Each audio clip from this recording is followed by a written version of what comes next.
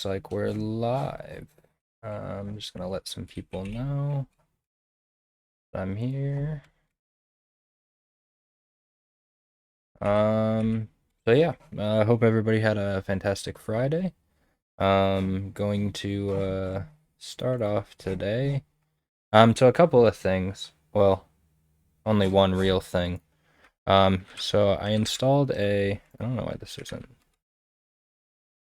Why is it not typing in my? That's weird.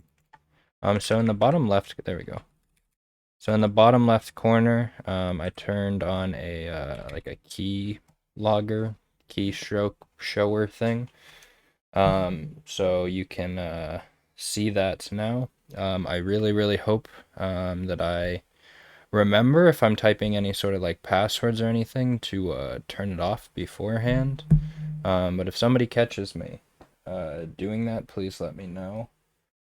But yeah, that should be helpful for Vim stuff. People are trying to learn Vim. And it could also be helpful for me. I would love to know if you notice that I'm doing something inefficient with Vim. And hopefully I can fix it. Um, Talked decently at length today at work about some things that I was not really using to the best of my ability in Vim. One of them being something pretty simple, but the W key.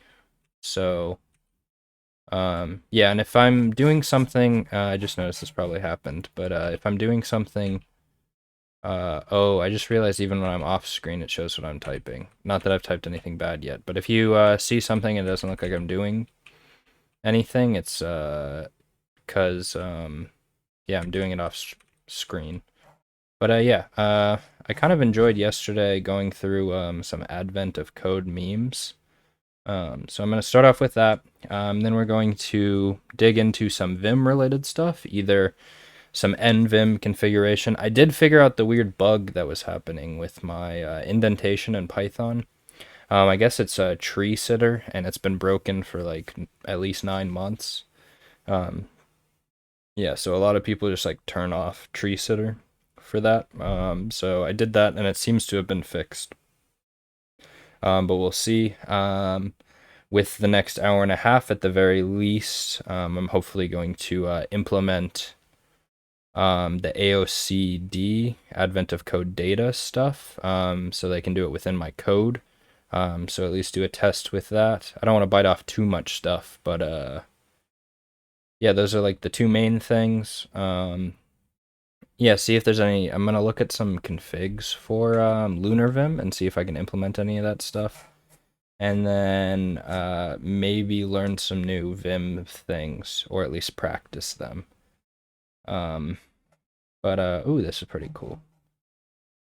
Somebody on one of my Discord servers, I think, or I don't know, somewhere was just joking about if you just make a nice clean visualization, you can farm easy karma on the Advent of Code subreddit, and that seems to be true.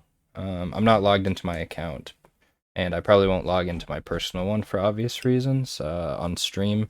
But most of my karma ever has come from one comment that I made a long time ago and like got 800 upvotes because I made a joke about somebody said Linus, and I was curious if we were talking about socks and sandals Linus or penguin Linus. Um, yeah, I got a lot of karma for that one. But yeah, that's a pretty cool visualization of yesterday's. I like it. I like their font too, I think. But yeah, the color coding's cool. Why does the quality like drop? Oh, the quality seemed to like drop off at the end. Wait, no, it still drops off. That's really weird. Like it's softer as the visualization goes on. That's odd. Oh, look, someone else did it too. I guess this was a pretty easy one to do a visualization for.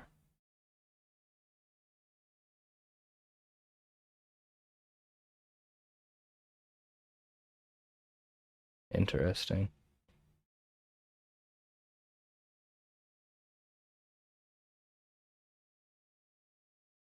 Nice. Yeah, true. I don't need sleep. I have like one of the best time zones for this, but yeah. I still stay up later than I probably should. I need gold stars, not sleep.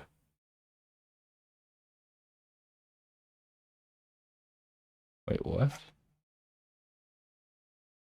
I don't get this.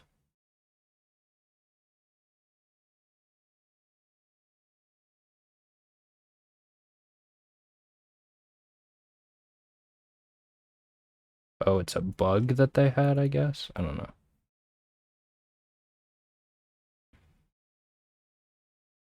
Yeah, I guess you could just write a like syntax parser for Vim and use that, at least for the visualization part. That's kind of what one of the other ones looked like. True. I was one of those people. Actually, oh no, I am using Google on Firefox. I'd say I'm on DuckDuckGo, but that's not true. But yeah, spikes 1 minute. 1 minute after the question's released. What's up? How you doing?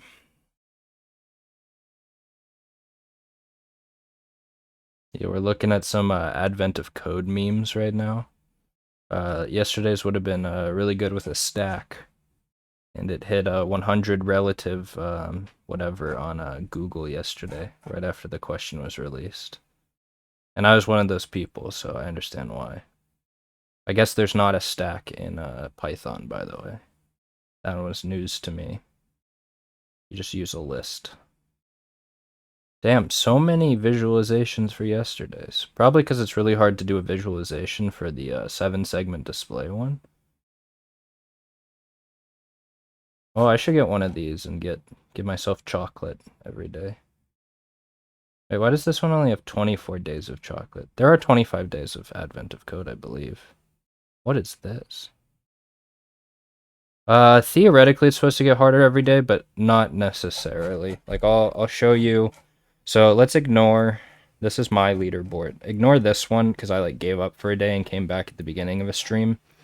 But this is like how long it's taken me on each part. This one had quite a bit of bugs. Oh shit.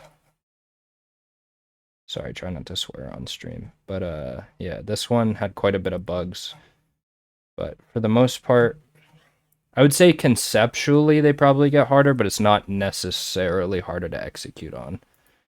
I can go through some of the ones I've already done. Are you going to take a whack at them at some point? I don't want to spoil anything. A lot of memes you don't get though, right? Bro, everything on here is just a visualization. Okay, good. We got a crab day one. Oh, that's nice. I like that. I had something, this is VS Code, yeah. I had something like this, where every set of brackets, or every level of brackets had a different color, so you could, like, match them up. I need to somehow find something similar.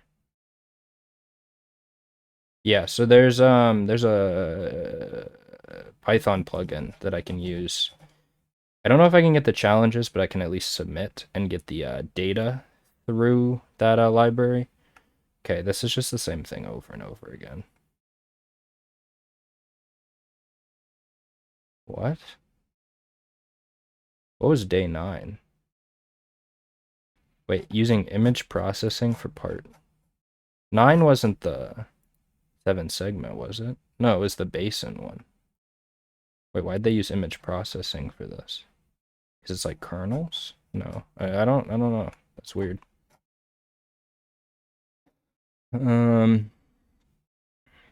Yeah, I'm getting bored of this. But maybe I'll start it out with this every day. Oh, I did this. I did this one day. Forgot what I did this on. Code drops at 9 Eastern, so midnight your time. Sadly, you don't have to be around. My encoding is overloaded? I'm still streaming, right? Like you can see me. Is it like choppy?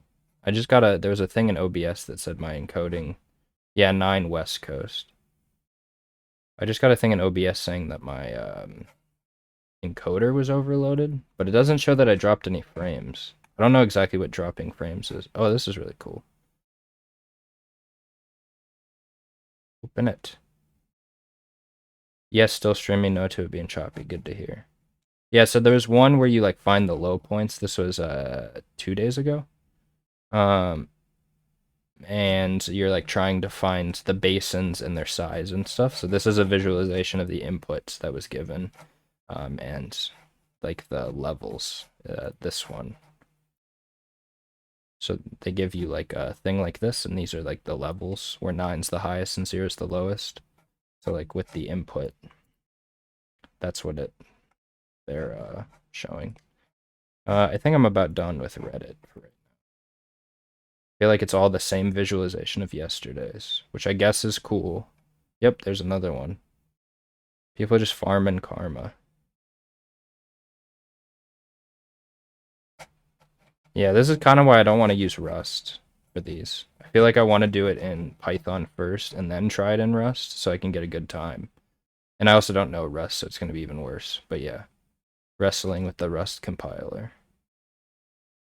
I was watching a Rust stream after I got off my stream the other day, and people were like roasting each other for like nanoseconds on their different parts. And I was like, couldn't be me. Yeah, I talked about this yesterday. This would also be me if I used Rust. I kind of like just did this actually. I just threw the stick into the bicycle. But whatever. At least I'm being honest. Yeah, 1 sec. I don't get this. Is my audio alright? Getting wrong answers because your code is perfect. Fixing your code by using sample inputs.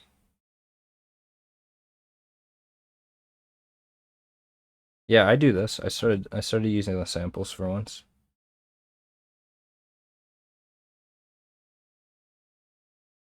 Yeah, thank you to Devil Squall for letting me know that these are the same thing. Oh, wait. That's so big brain. I should have just done this, actually. Just put a border of 9s around it. Okay. Oh, that's really cool. I like that. Okay, you know what? I'm done. Oh, yeah, this happens to me often. Okay, we're done with this for right now. So here's what we're gonna do. Or actually, I'm gonna figure out this advent of code data thing. So pip install advent of code data. Something about homebrew pip is no longer gonna work or something. I'll fix that later. So I get a AOC session, which I assume I shouldn't do on screen. So one moment. Actually, I have no idea where it is though. Settings. Wait, how do I get it?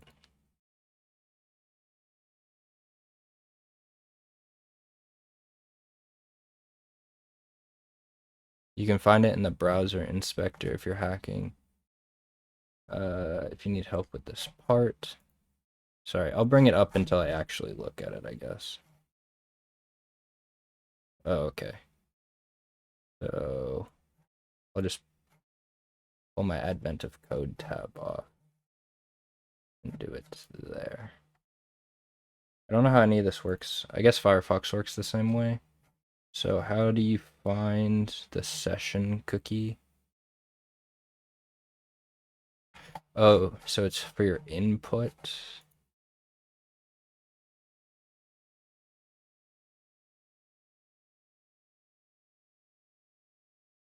So inspect.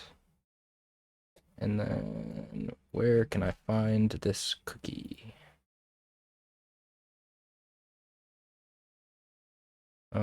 Open web expect. Do you know where I get the headers in Firefox? I'm like semi used to the Chrome one, but even then. Console, debugger, network, performance, storage. Oh, session? Yeah, I found it. Yeah, you only see the copy, so that should be fine.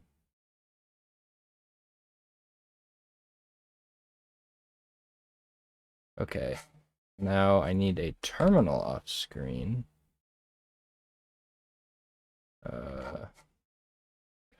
AOC. Yeah, you're not going to see that either. Okay, so export AOC session equals. I found it. There's just like there's a cookie in the header, like a session thing. And I just need that for this to work correctly.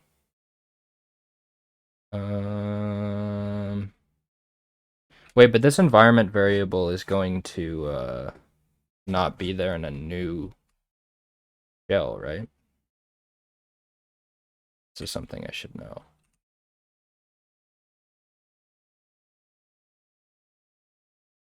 Yeah, it's not there in a new shell. I don't know if this is something I actually have to get.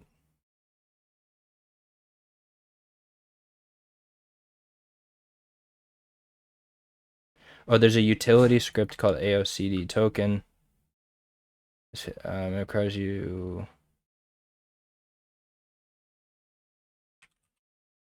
The token goes to /config/AOCD/token. Oh. Make dir dot squiggle.config/AOCD and then touch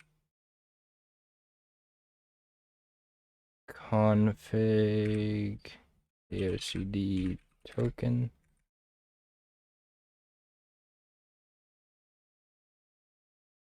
Wait, why didn't that fail before? Pip install browser cookie 3.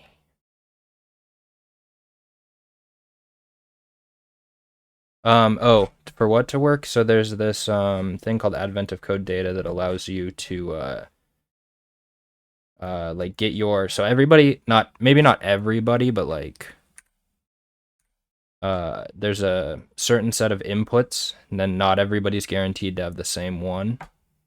Okay, this is where I need to turn off my casting.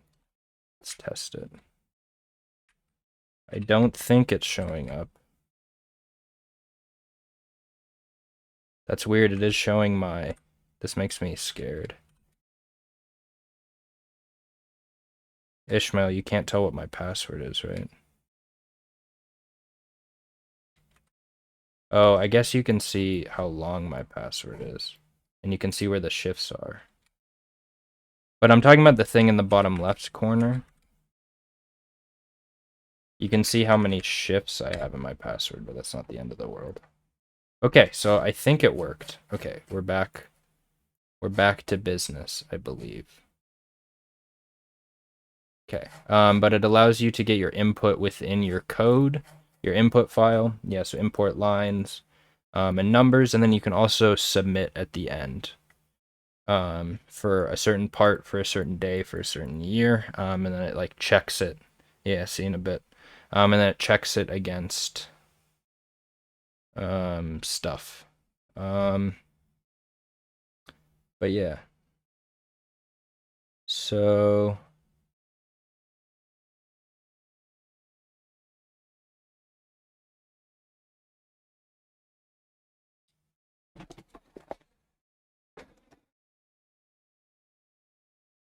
how exactly do you use this?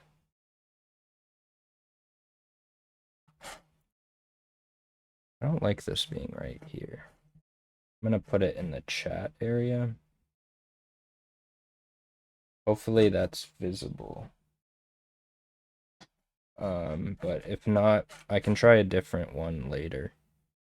So I did the token, so I can submit. So I will CPR 10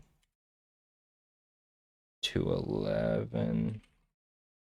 Move out one directory.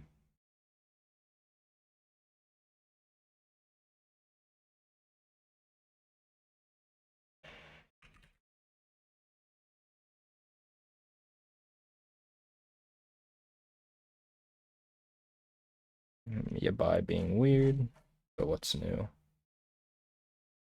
I don't know, maybe I can like put it in that dead space in here. I've seen like really nice ones before where it like shows up like really big and like kind of like see-through. See, maybe I can change it. So there's the default visualizer. But I don't know where it went.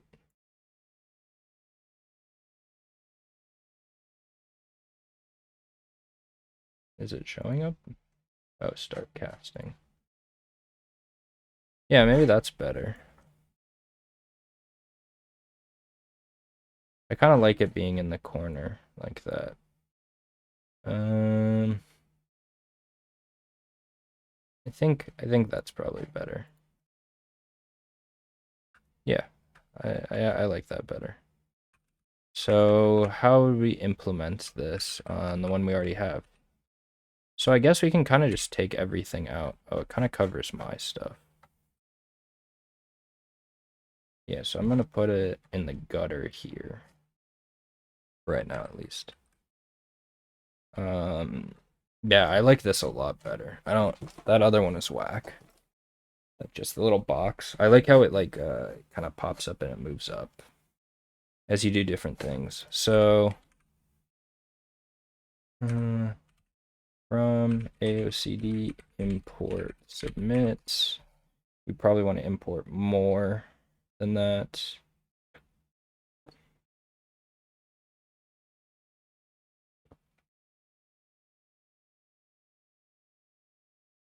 So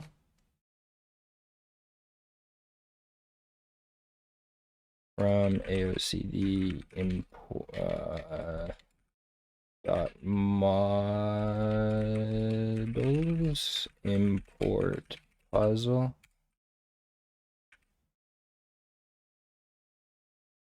So puzzle equals puzzle. Let's just do yesterday's just to see if it works. Yesterday was day 10, right? And then print puzzle dot input data, and that should use my session key. What do you mean tag stack empty? This is weird.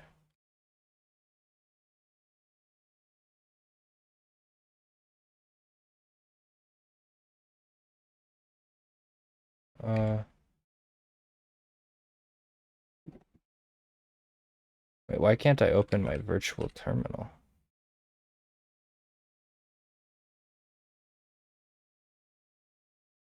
I can't open the virtual terminal. Oh, there we go. I don't know why that happened. That was weird. Python app.py. Oh.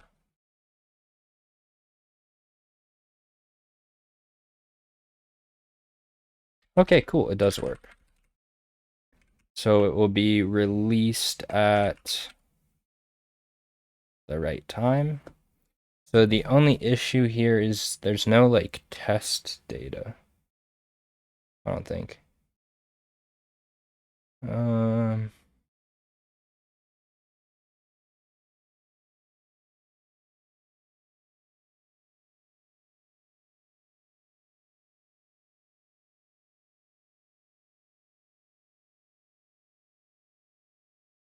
yeah, it looks like I probably can't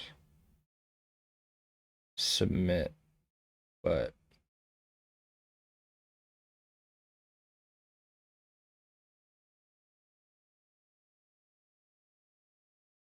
oh, so there's just a different input depending on how you sign in, it would appear.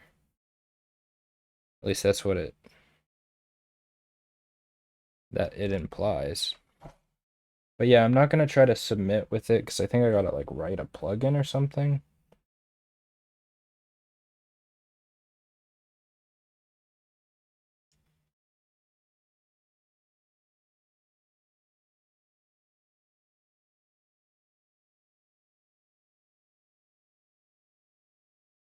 Hey, no, maybe you can. I don't know.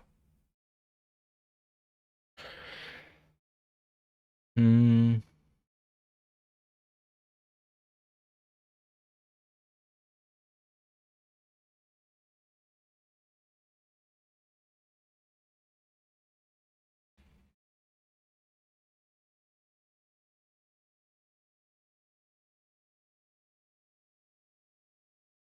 Ooh, interesting.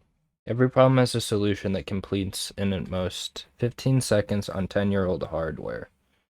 So there was that one the other day. What was it? That makes me want to fix that. What day was it? Was it this day? Yeah, it was this one. Makes me want to optimize it because um,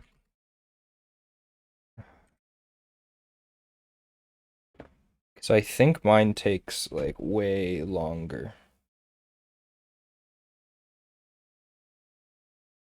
The AOC runner will kill your code if it takes more than 60 seconds. Interesting.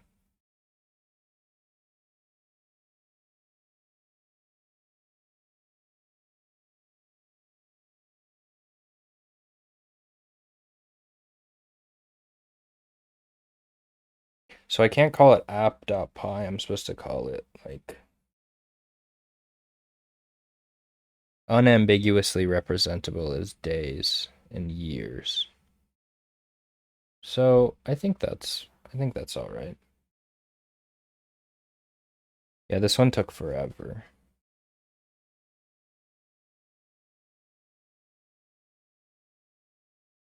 Still still haven't dropped frames, so that's good. Oh, two convenience transforms. So I'm gonna add these because I might need them.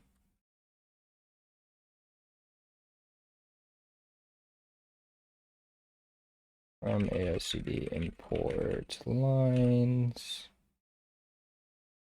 From AOCD import numbers. If we want to cast it really quickly to ints.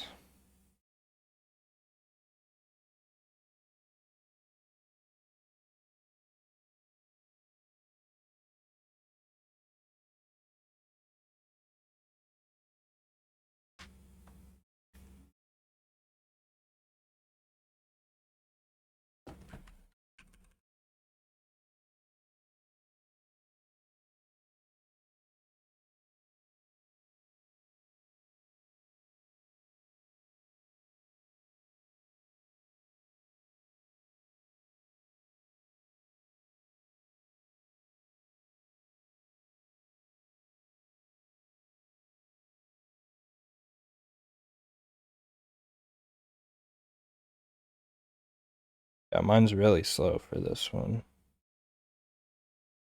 I don't care. I'll bench it later.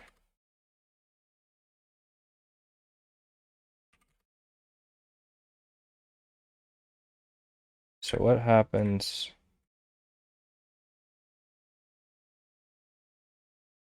Wait, what? Oh.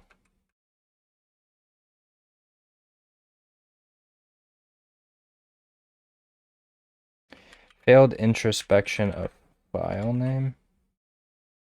So let's rename this to, what did they say would work for this?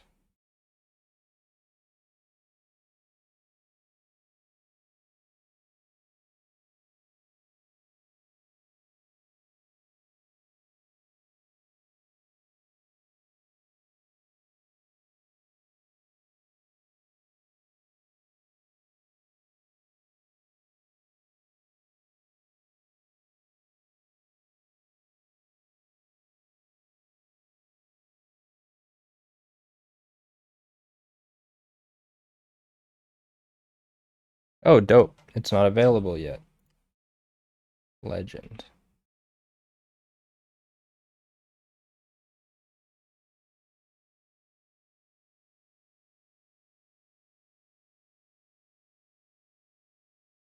Okay.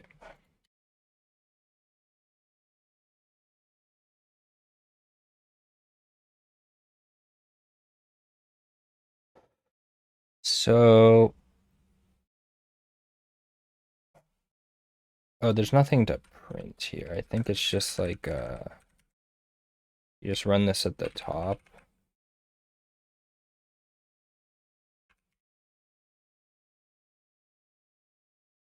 I don't actually know what's puzzle locked error not available yet.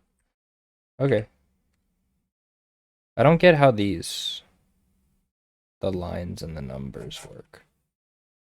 I just want to make sure I'm all square on this before I need to use them.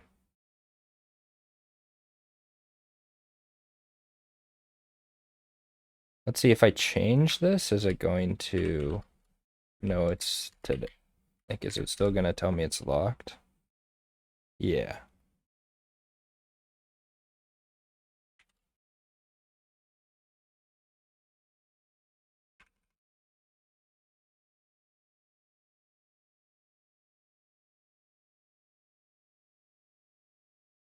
Oh, it still knows.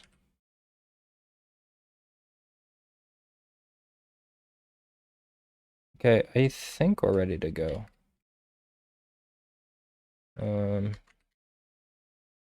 I'm still gonna have to build the test cases myself. So, not test cases, but I'm gonna create a test just in case I need it. So yeah, let's look at some lunar Vim configs. I want to see if I can get some ideas. Like around 8:30, so it's 8:08. Around 8:30, I think I'll work on a. Do I have to sign in? That's weird. I feel like I don't have to sign in, do I?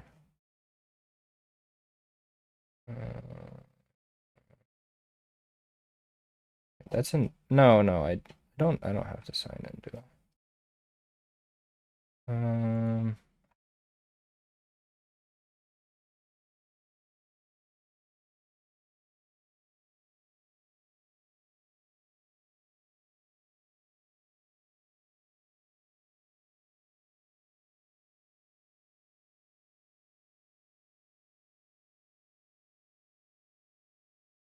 Okay, now I'm lagging. Still not dropping frames.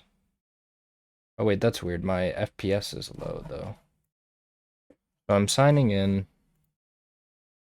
I need to somehow create a hotkey. Let's see. So I don't care if you know. Yeah, you can't see it though anyway. What's my password?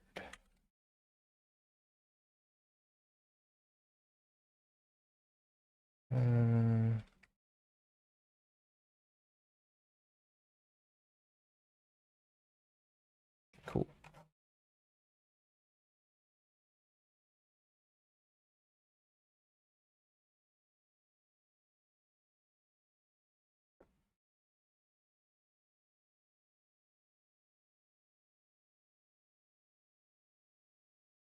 Yeah, so to show a little bit, so the issue that I was having before, I clipped it. It should be the only clip on this channel because I assume nobody else made one.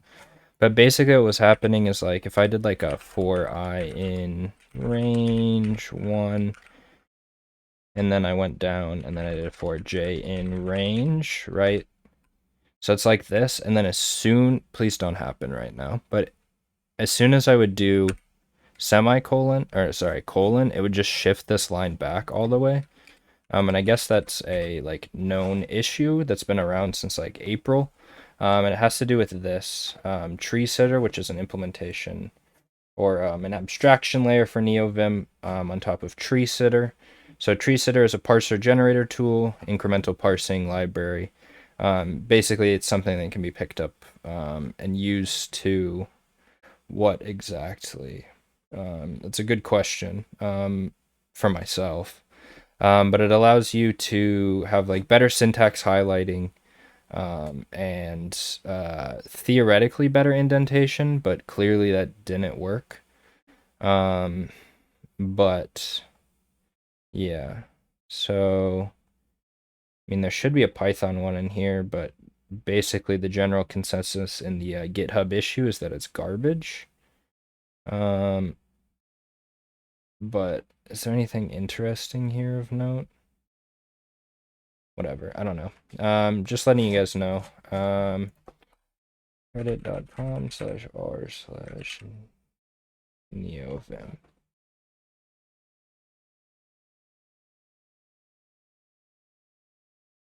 Let's see. See if there's anything on top. Maybe one day I'll sign into a different account and we can get dark mode going. So my apologies for that. What's it?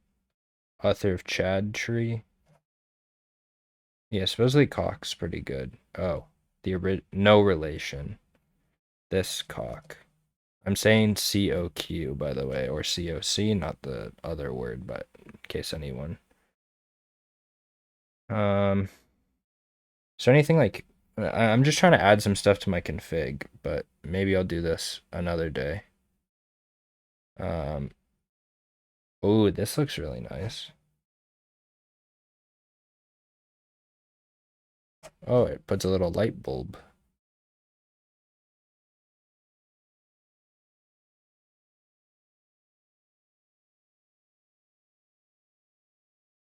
Whatever. This is just people like posting pretty stuff. But yeah, I want to see if I can find somebody with a lunar Vim. Lunar Vim config. So this is what I'm using. So this was the guy who published Lunar Vim, Chris Chiarulli. Cool guy. What's up, Devil Squirrel? But yeah, I'm looking currently right now to find some Lunar Vim, which is like the distribution, I guess you could call it, of NeoVim that I'm using, and I want to add some customizations. I just worked through adding this, or figuring out well, maybe not exactly, but like how this AOCD module works, which allows me to do this cool thing. So I'm trying to get the puzzle data for today, and it like blocks me because 2021-11 isn't available yet, but I can get it from within my code. Maybe C# has a similar appliance you could use, which would be pretty cool. But yeah, maybe there's some cool stuff. I'm just seeing if I can like add some cool stuff to my config. So there's all of these things to look at customization wise. But I'd highly recommend, I think I mentioned it before, I'd highly recommend Vim, or at least Vim key bindings. Basically everything has it. So I'm using black right now as my formatter. Separately, that was partially because I was having that weird issue where it would like de-indent because I thought it was the formatter that was causing it, and clearly it wasn't. But I do like the way that black format stuff. So I'll actually show you real quick. So this is just a preference thing. But if I open up yesterday's, this one was like a huge difference. So so Packer's the package manager, or you got this. FPS is dropping, so I'm running stuff. Let's try that again. Yeah, so if I... Wait, that's weird. It's not unformatting it, but it like puts all of these things in the same line and stuff, which like is a little less readable, but it also means like less scrolling, and I don't have to like do code folding and stuff like that. I just really like the way the black formatter works. So yeah.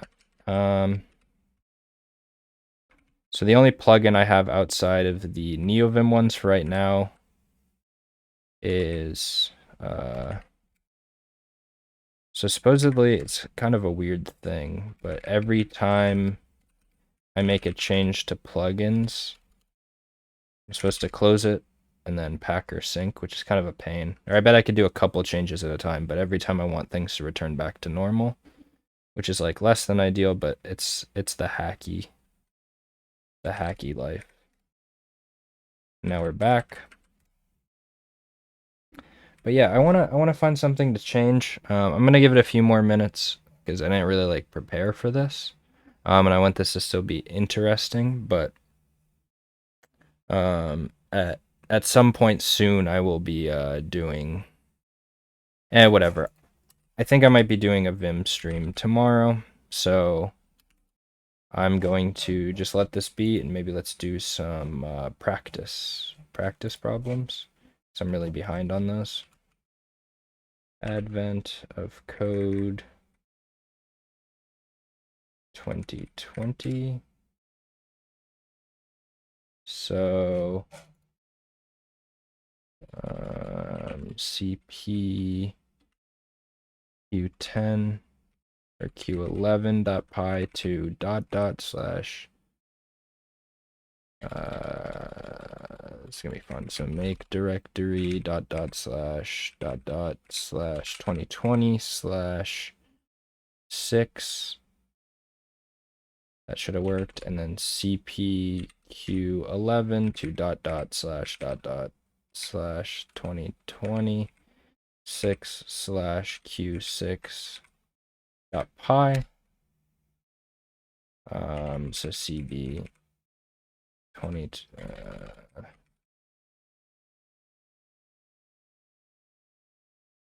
and then lvim q6. Why is it still?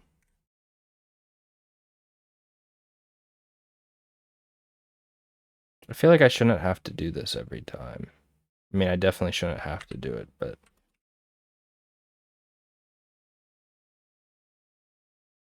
now it's back to normal. Yeah. Yeah, odd. You don't get this with your IDE, so I don't want to hear about it. But let's see. So this is a good chance to test. Is it going to try to pull in the input? What?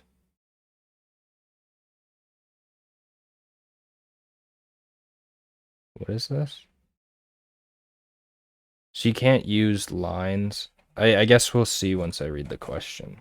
I guess the input doesn't really make sense for the lines one, so I guess I can't have it in there. So as your flight approaches the regional airport, you'll switch to a much larger plane. Custom declaration forms are distributed to the passengers. The form asks a series of 26 yes or no questions marked A through Z. All you need to do is identify the questions for which anyone in your group answers yes. Since your group is just you, this doesn't take very long. However, the person sitting next to you seems to be experiencing a language barrier and asks if you can help. For each of the people in their group, you write down the questions for which they answer yes, one per line. For example, in this group, there are 6 questions to which anyone answered yes, A, B, C, X, Y, and Z. Duplicate answers to the same question don't count extra. Each question counts at most 1. Another group asks for your help, then another, and eventually you've collected answers from every group on the plane, your puzzle input. Each group's answers are separated by a blank line, and within each group, each person's answers are on a single line. For example, blah, blah, blah, and then this is one person by themselves that only answered B. I don't think I need to read this. So the sum of these counts are... Count the number of questions to which anyone answered yes. So is that across groups? I assume, right?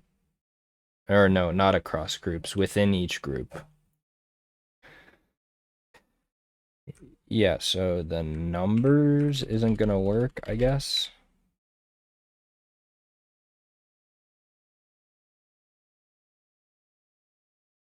Okay, so it's not picking this up. Do I even... Oh no, I do need this. Oh, an interesting thing that I found, or at least the Devil Squirrel, some of the documentation kind of implied. What do you use to sign in? I personally use a Google account, but it seems like there's 4 separate inputs, one for each. What?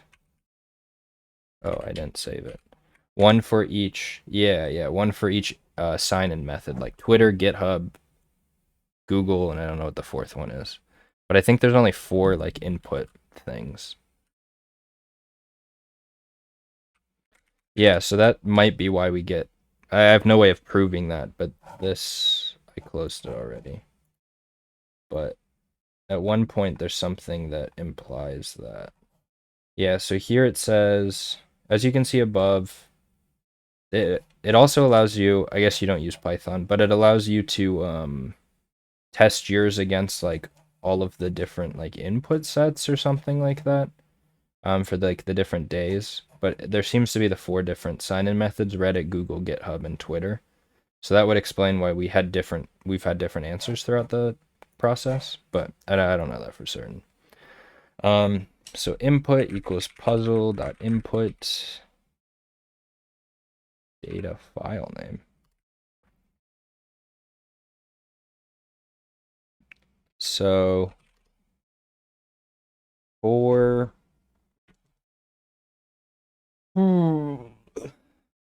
so we need to do like 2 types of segmentation. One is by line, and that's like a boarding group or like a group of travelers, and then the other one is by like every time you see a space, it's like a new one. So yeah, that's what I thought too, but there was something here. I guess it doesn't really matter that much, but um, Google tokens data set, like the using AOCD, you can collect a few different auth tokens for each of the accounts and verify your answers across. Oh, what they're saying is you just like sign in with multiple different ones, and then you can like test yours against your account's input token across different ones. It's not that everybody within a sign-in method has the same. Yeah, okay. I see how I read it wrong. Um, but yeah. So what am I doing?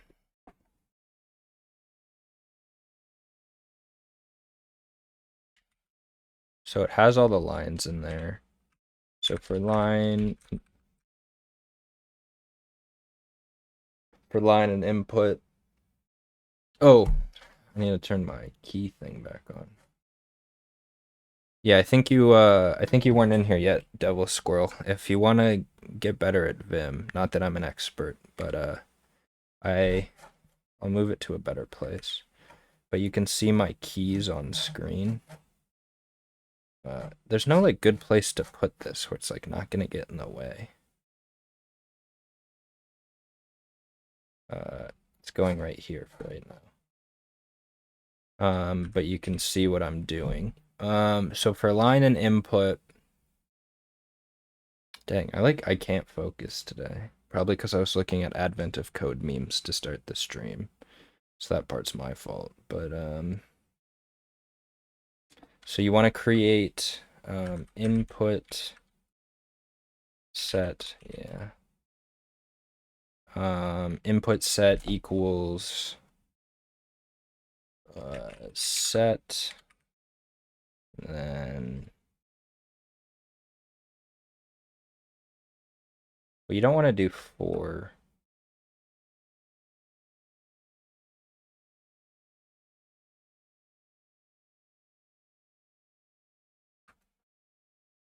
How do you like break on an empty line? That's what I can't figure out right now. How would you iterate through, like, how would I do my looping in order to handle this?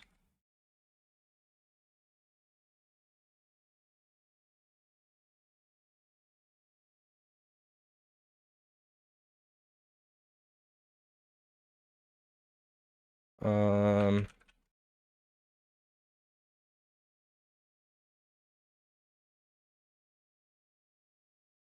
I think I have an idea.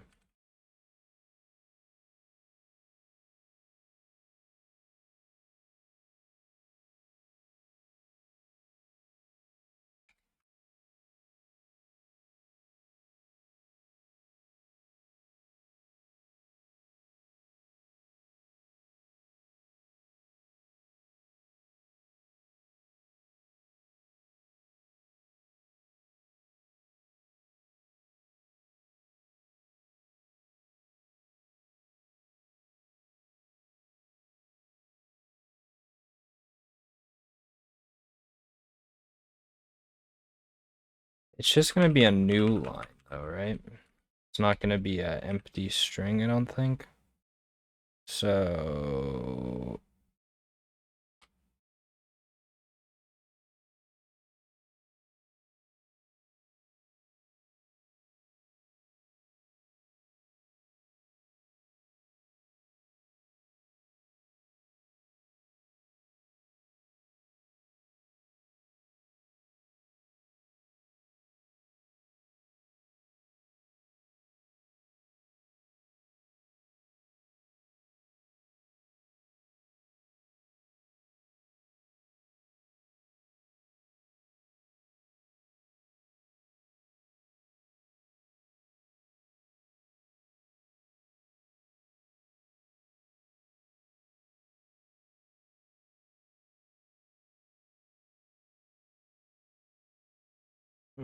okay, so I do know that I need to R strip at the very least. Wait, why is it not capturing this though? There's a set that's like only new lines.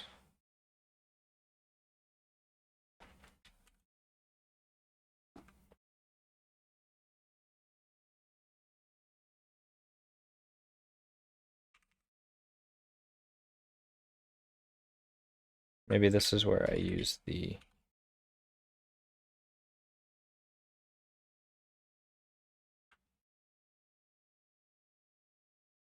wait, so if it's equal to a new line, you append it and you create a new set. So you always start with a new set. Let's do it with the test one. This is why we do tests. It seems like that like app thing, the library doesn't allow. But now I gotta write like stuff to like use the input set that's different. Input, what's it called? F equals open input equals f dot read lines.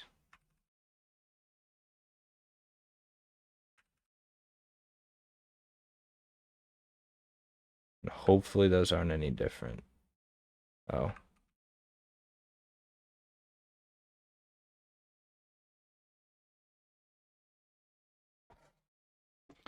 Wait, it did this right then.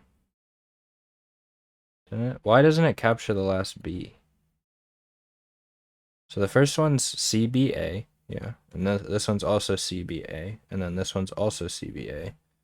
This one's A, but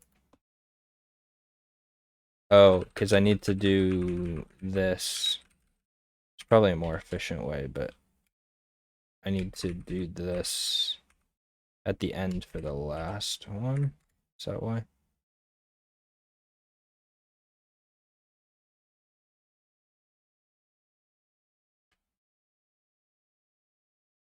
Yeah, that seems to be correct. So then so counter equals 0 for input for set in input sets, counter is plus equal to, if you add all of the sets up, right? Yeah, so counter is plus equal to the length of set, then print counter.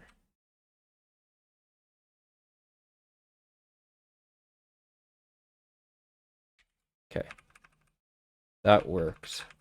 I hope there's not like a mismatch between how they. Okay, let's see if it works. 15181. Not the right answer. Too high. Yeah, the printout looks wrong. Okay. Let's see what happens.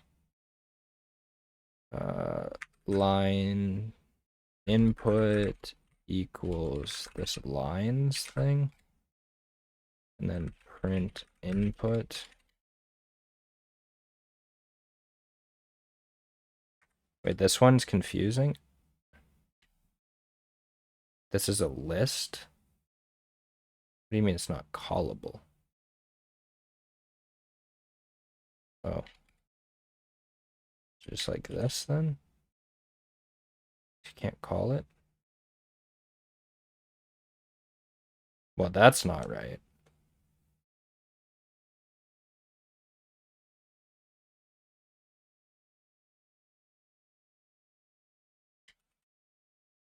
Oh, that's actually kind of nice. The same issue I was confused about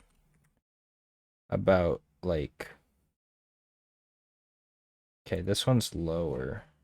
Hopefully I don't get the timeout for number of guesses though, but this is nice. It like clears all the new lines and stuff. Yeah. So I'm assuming it's part 2 is where it gets confusing, but because the first part wasn't too confusing. It's just like weird input parsing and cleaning stuff. For each group, oh, sorry, that's the one we already did. As you finish the last group's custom declarations, you notice that you misread one word in the instructions. You don't need to identify questions to which anyone answered yes. You need to identify the questions to which everyone answered yes. Well, there goes the set. Using the same example above, in the first group, all one person answered yes to 3 questions. Okay, this is where it gets fun. And I think the way that I lazily dealt with separate like things, like separate groups, might come back to bite me. So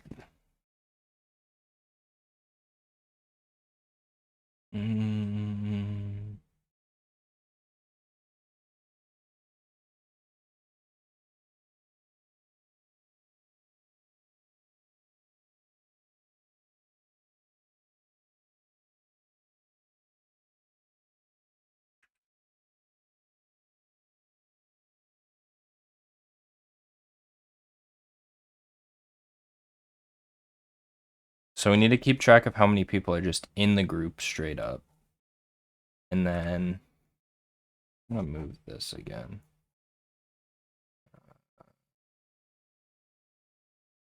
Like here, maybe.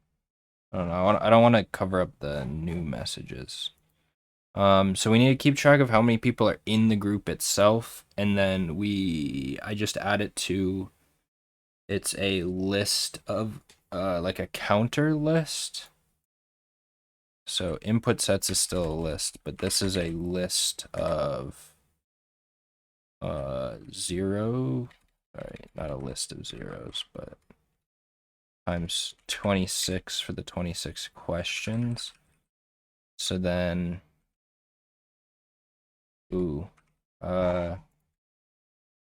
convert character to ASCII. I don't know if Google's just really good at tracking me, but it feels like anytime I ask like a programming question, it always suggests appending Python to it, which is nice. Oh, ORD. I did know that actually. Yeah, Google knows the future. That's why I use DuckDuckGo. I've just been too lazy to like. This is like my streaming browser, just so I don't leak anything accidentally. Wait, the get item. But yeah, DuckDuckGo. Or Brave Search, I guess, is coming out soon. Or maybe it already came out. I don't know. I guess Google, or not Google, GitHub Copilot is also live. I believe. So maybe I'll set that up this weekend. Maybe we'll have that solve our Advent of Code problems for us. I wonder if that works. What if like the best time was just someone using GitHub Copilot? Wait, why does this not work?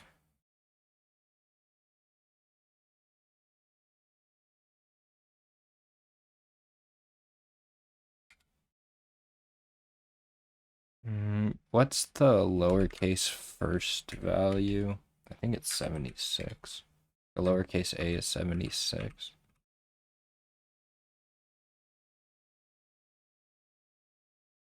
Yeah, it's probably a different one. I don't think that this one's that hard. I'm just not firing in all cylinders, nor am I trying to rush through it. But yeah, this one doesn't seem too bad.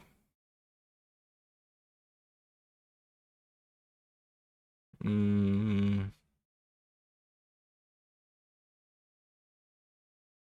Oh, lowercase is higher in ASCII, so it's not 76. Uppercase A is 65. So what is 65 plus 26? 91. Yeah, I think it's minus 91 then. Oh, I learned new things today, so I need to start using those. W and B. WB. Need to commit that to memory. I'm thinking about doing a thing in January once Advent of Code's over. I think once Advent of Code's over, it's also like the holidays and stuff. I might take a little bit of time off of streaming. We'll see, but like I said, I do want to cover it. Good to know. I do want to cover it, but wait, sorry, I lost my train of thought. I do like streaming, but I might take a little break off. But then January, I think I'm gonna continue to do another sort of like challenge. I need to know like what my like prompt is going to be because Advent of Code is really nice because like every day you've got a prompt. I've got something to program. So like I don't know if I want to do like leak code questions or like something like that. I don't know if I want to do like programming problems or like actually trying to solve like real problems. No disrespect to leak code. But like the main idea, the like special flavor is like I'm going to try to become a more of a Vim master, and like every day I'm going to have like a new thing. Like today was like the W and B for me, which is like going back a word to the first character and forward a word. Oh dang, that really like fills up my screen when I do that.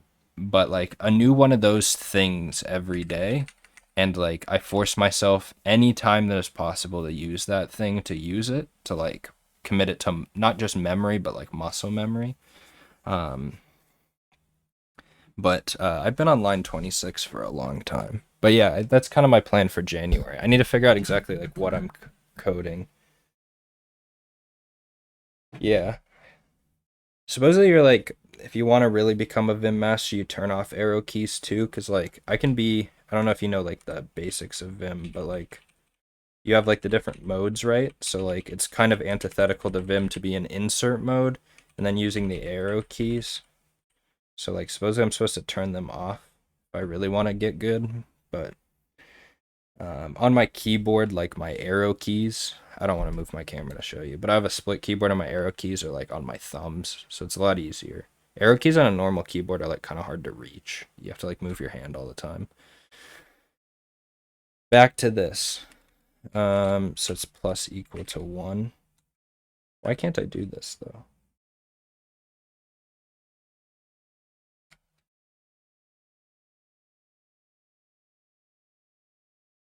Index out of range.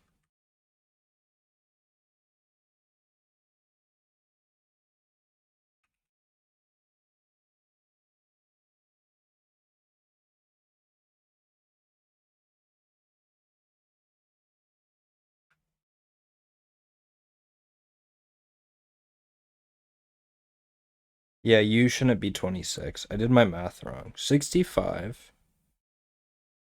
Whatever, I'll look it up. ASCII value of A.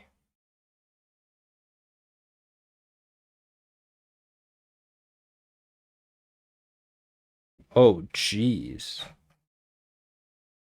Oh, no. I hope today, I mean, we're not quite to day 20 yet, but I'll keep that in mind that, like, because the best placement I got was like 1700 something, and that was something that took like 10 minutes total. Oh, they skipped some. I forgot about that. 97. Wait, that's weird. Why is this so high then?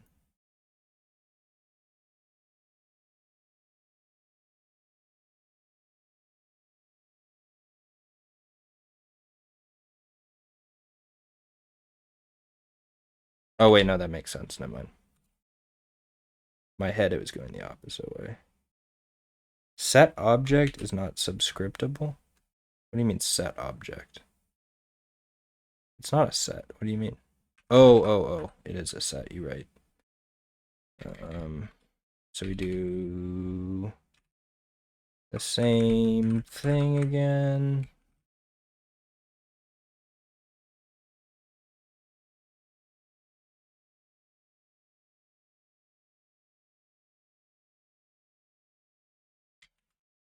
I would say, oh, that's dope. That's our answer, but that's not. Because I still haven't implemented the like important part.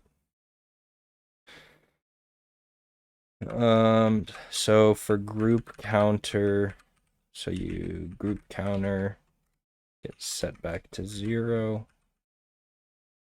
Not for each character, but for each line group. I gotta do it after.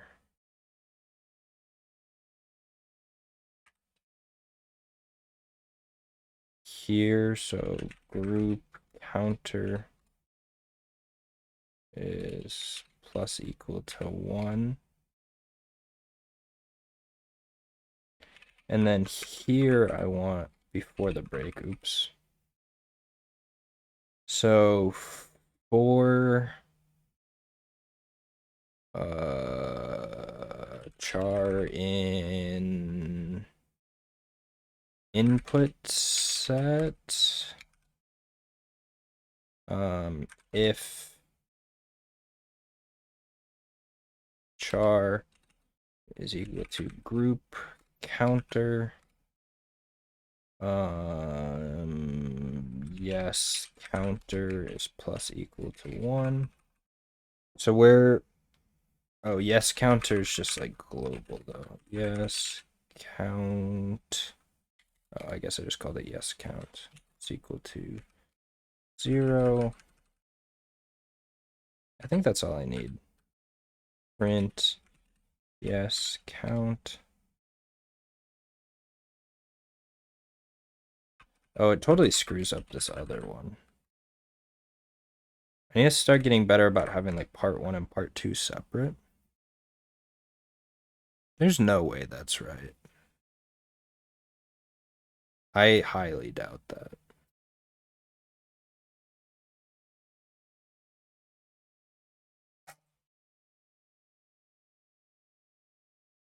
Can't you just do minus? Oh, yeah, you probably can. Yeah, you probably can. It's a good point. There's no way this is right, but let's try, so how do I inspect this to see if it's wrong?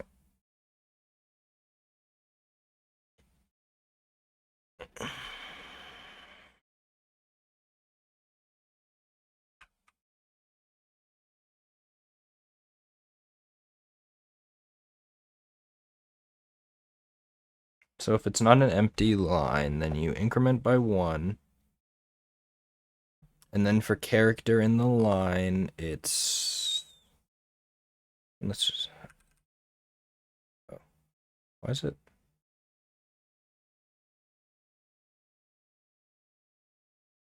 This is so weird. Like... Oh no, my CPU was at 100%.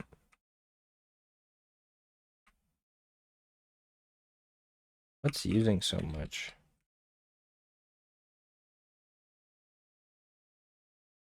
It might not...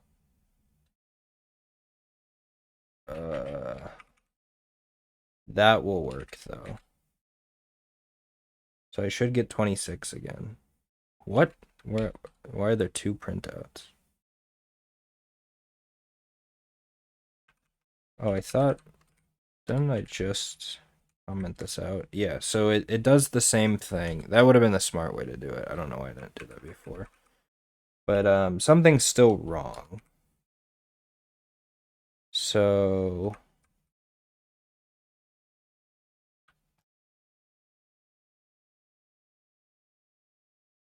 Maybe let's go back to the input set.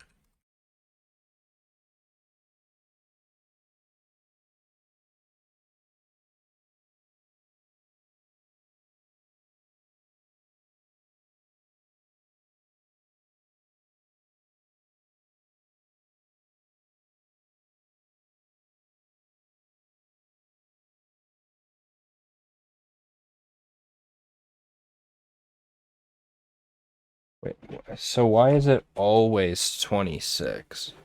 So for character in the input set, if the character is equal to the group counter, so everybody answered that question.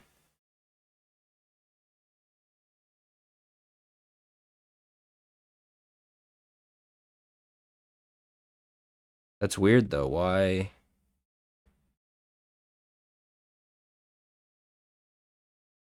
This should set it back to 0. So it's not identifying the separation of groups correctly, I would guess. So let's see. Uh,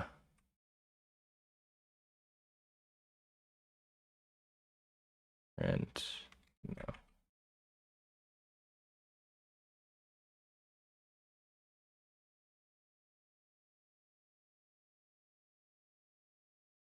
Yeah, so it's only doing one group.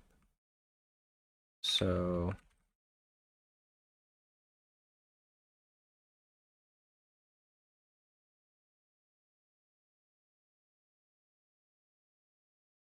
wait, how are these not the same thing?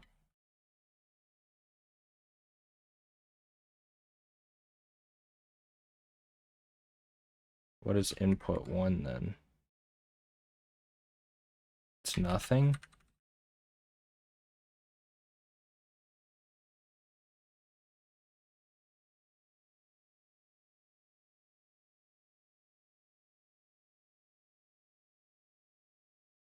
Why is it not identifying the separation of groups though? What is the length of input 1? This shouldn't be hard.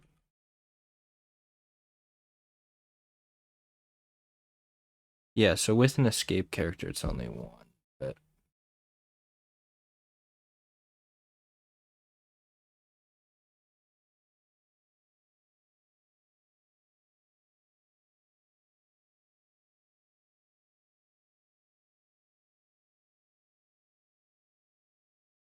yeah, it's equal to /n. What am I doing wrong?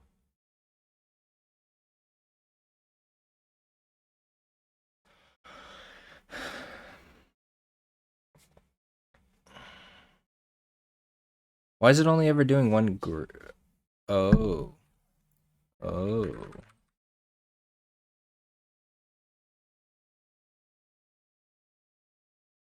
I think that's why.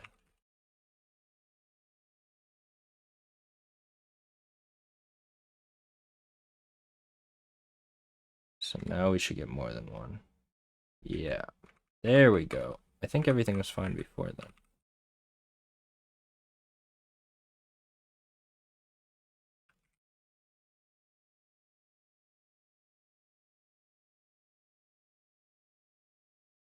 Oh, I should have checked. Is it 104? In the test one. What? Wait, it's 6? Why is it 6? Maybe I'm misunderstanding. Using the sample above, all the people. So the first one got 3. Oh, 108's probably just 26 times 4. 5 groups? Yeah. No, it's not. Wait, what did I get before?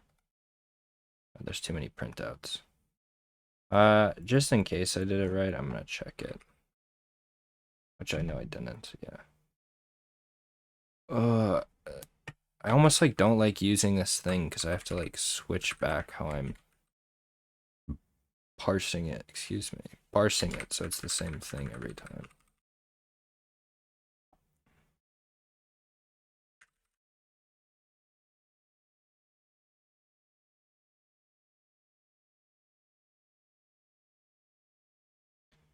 $104. Yeah, no, that's way too high. I should have thought about that. Why is it getting 104?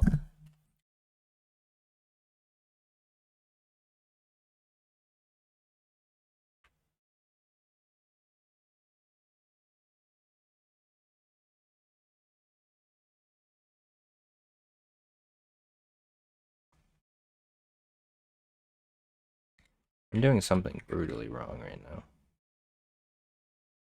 What? They're all zeros?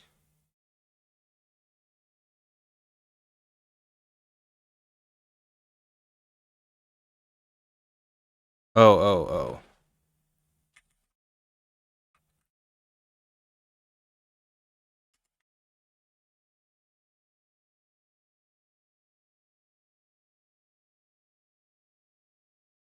Yeah, why? How is that a 104?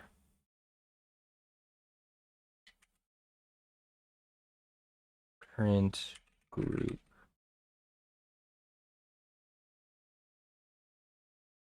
One, so it should be 1, 2, 3. And then the second group, no questions were answered by anybody. One question in the third. In the fourth, it should be one question. Oh, I gotta do this thing at the end too, like I did before.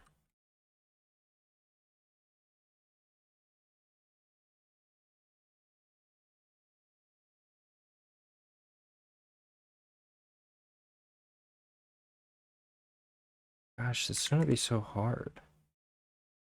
Yeah, so one in the last group, one in here. Yeah, so I can clearly see what it should be.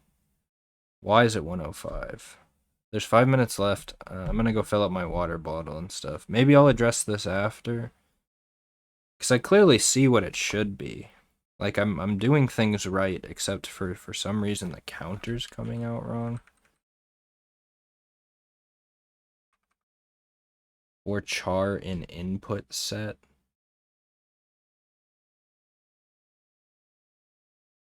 One sec.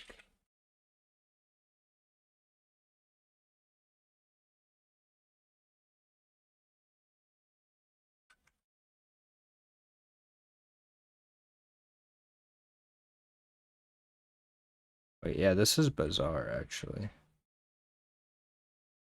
What? How is it all true? It's not true. Yeah, so it's just what, like 5 groups is times 5 or whatever. But that's not true. It clearly isn't true. Whatever. I'm going to go fill up my water bottle and get ready for this. But I'll address this later. If I don't see you before it starts, good luck, Devil Squirrel. You got this. We got this, actually. But yeah, I'll be back in a moment.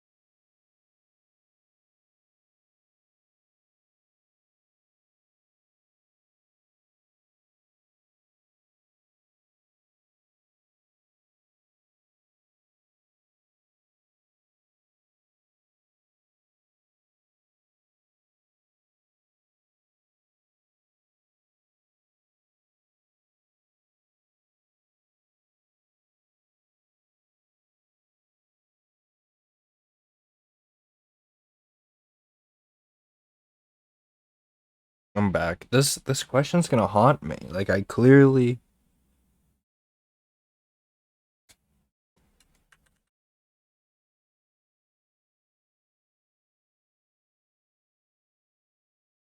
I clearly see what I'm supposed to do. Yeah, so why is it printing a 1 at the end?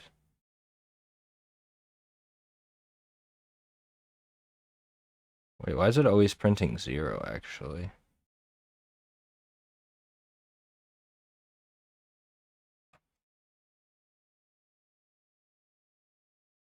Is it because I'm doing a char?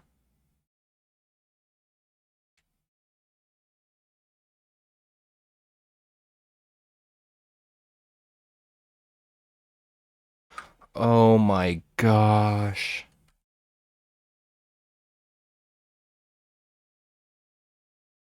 My gosh.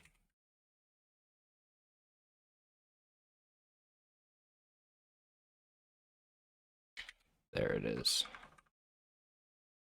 Do I have enough time to fix this?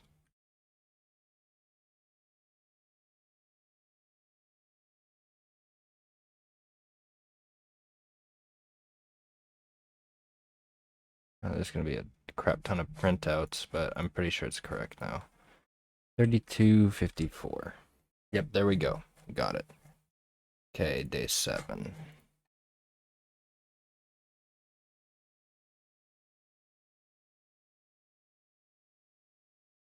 Oh, you're still here? Yeah. It was just I was setting it to 0 before and whatever. I got the stroke of genius though. Okay, 59 seconds. Or we're at 59. 40 seconds.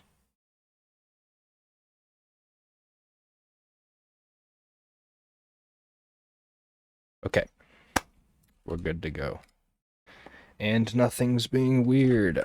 From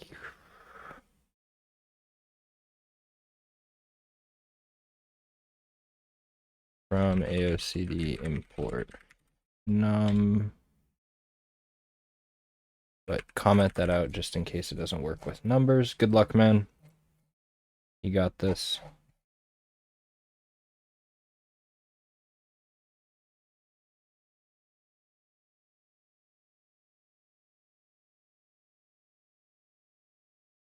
I need to figure out some way to get that into my banner at the bottom. But I have to find something. You enter a large cavern full of rare bioluminescent Dumbo octopuses. They seem to not like the Christmas lights on your submarine, so you turn them off for now. There are 100 octopuses, arranged neatly in a 10 by 10 grid. Each octopus slowly gains energy over time and flashes brightly for a moment when its energy is full. Although your lights are off, maybe you could navigate through the cave without disturbing the octopuses if you could predict when the flashes of light will happen. Each octopus has an energy level. Your submarine can remotely measure the energy level of each octopus, which is your puzzle input. For example, the energy level of each octopus is a value between 0 and 9. Here, the top left octopus has a energy level of 5. The bottom right one has an energy level of 6, and so on. You can model the energy levels and flashes of light in steps. During a single step, the following occurs. So this is like kind of like the lanternfish one so far. First, the energy level of each octopus increases by 1. Then, any octopus with an energy level greater than 9 flashes. This increases the energy level of... oh no. Energy level of all adjacent octopuses by 1, including octopuses that are diagonally adjacent. If this causes an octopus to have an energy level greater than 9, it also flashes. This process continues as long as new octopuses keep having their energy level increased by 9. An octopus can only flash at most once per step. Finally, an octopus that flashed during this step has its energy level set to 0 once they all flash, as it has used all of its energy to flash. Adjacent flashes can cause an octopus to flash on a step even if it begins that step with very little energy. Consider the middle octopus with 1 energy in this situation. After step 1, they all become 0 because they all flash at once, because it has 8 around it. Wait, it shouldn't be able to flash. What do you mean? Oh, wait, I thought it was greater than 9.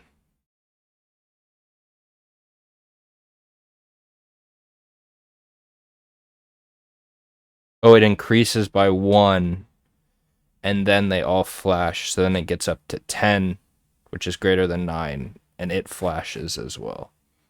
Okay, I think I get it.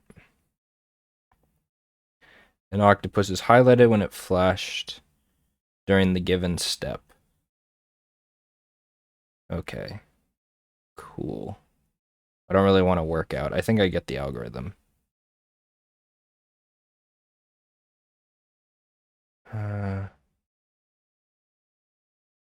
After 50 steps.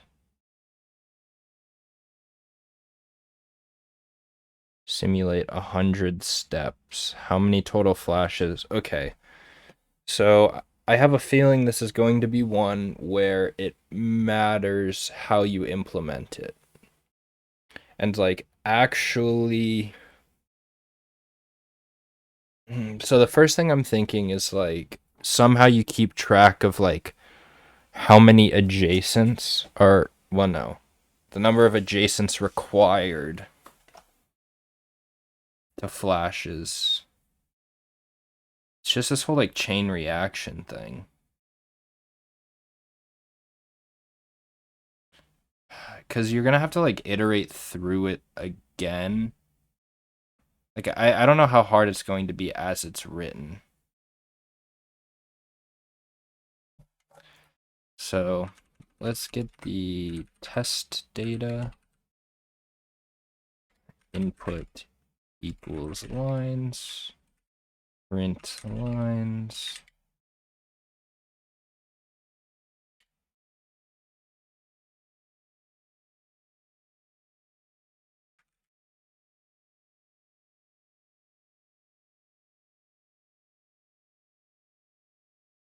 Oh, it's not that big. But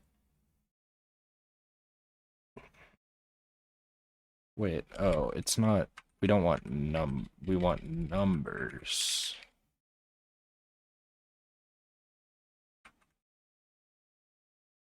Is that what it was?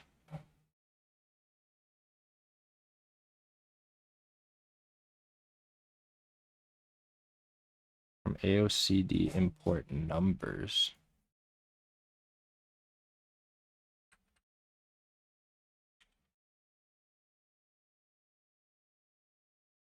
Like that?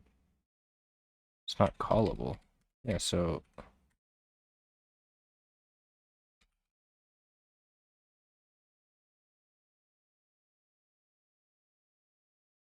but they're strings, they're not numbers. What do you mean? Seems to be nothing new about this. It doesn't work.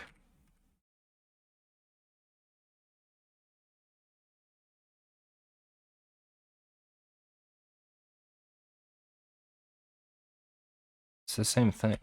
Whatever. I'll do it when I go through it. This is not important right now. So there's got to be like a clean, nice way to do this, right? Because you're gonna like start a chain reaction.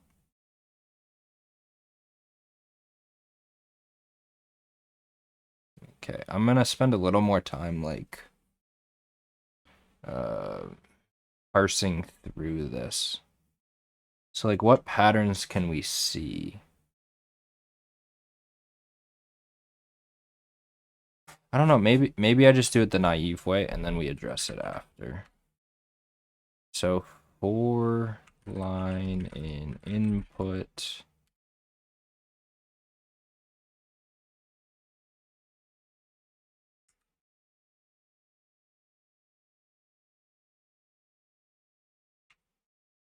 int line equals int x for x in line, print int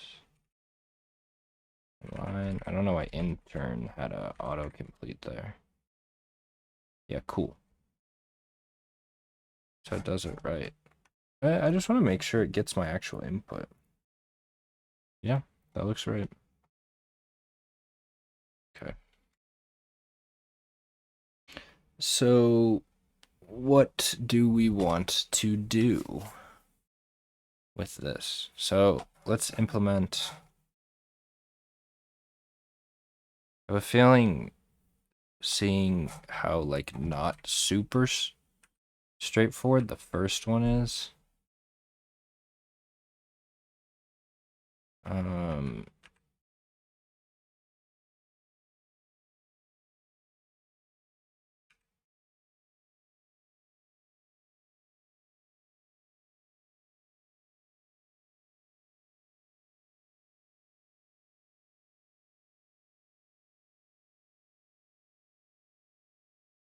What is this error coming from?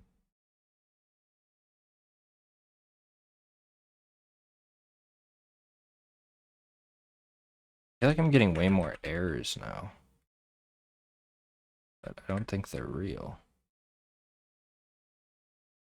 What do you mean?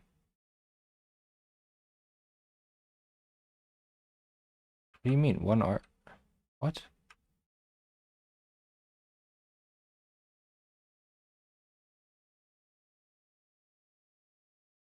Int lines dot append. What? List dot append.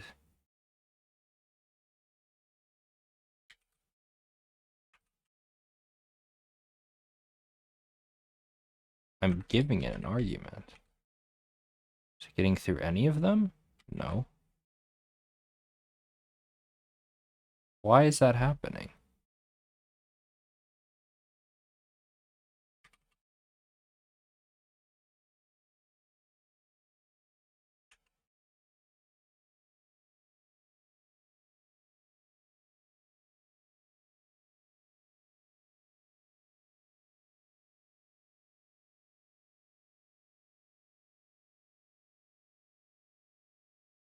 What?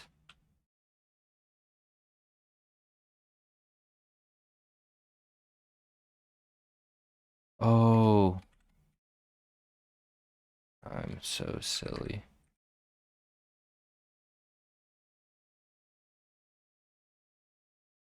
Gosh, I'm so silly.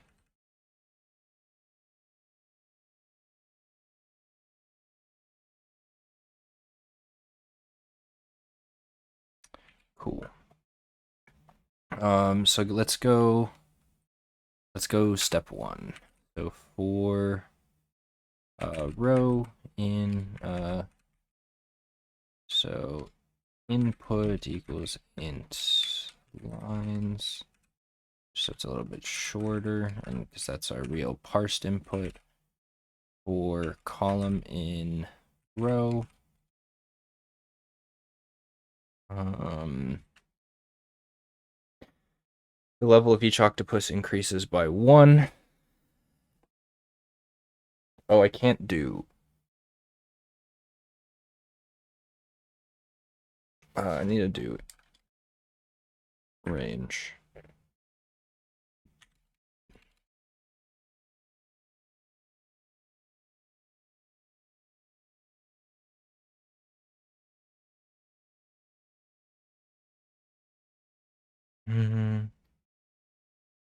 Length of input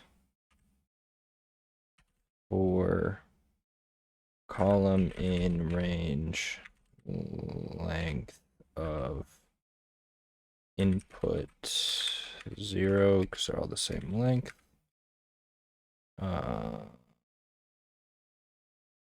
Input row column is plus equal to 1. We do this 100 times. Let's just see for I, not even I, for underscore in range 100.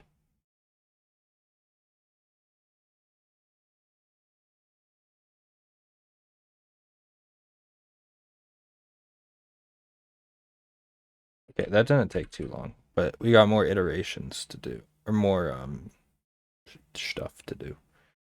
They're just gonna, it's gonna be 100 days for the first one and like 40,000 days for the second. But it's not an exponential problem, I don't think. Oh, wait a second. Every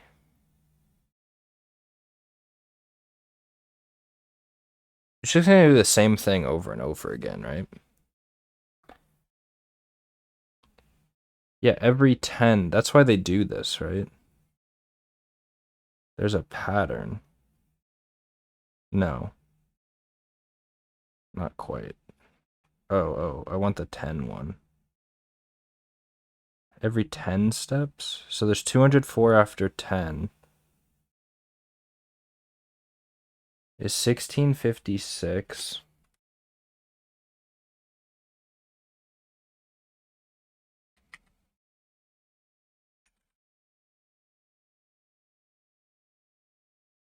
Well, no, it wouldn't be divided by 10. Would it be? Wonder if there's a way you can, like, model it that way. But it doesn't seem clear. Wait, it's only... So you start at 0, and you gotta get over, so it's divided by 11, right? The calculator. I'm spending this time because maybe I find the cheat code here. 1656 divided by 11? No. Times 11 divided by 9? Well, that's a round number, but that's not it either. I don't know. Let's just continue. So this is the first step, okay? And then we do this again.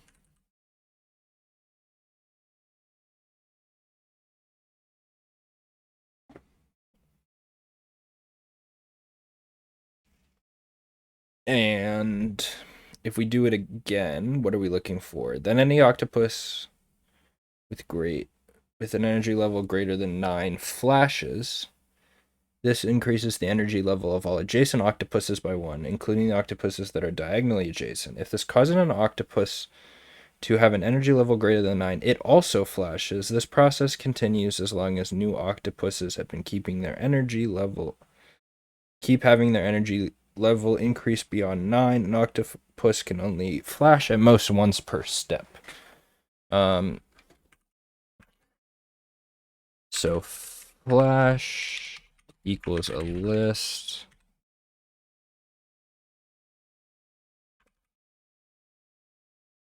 Okay, so flashed is a list, and then we iterate again. So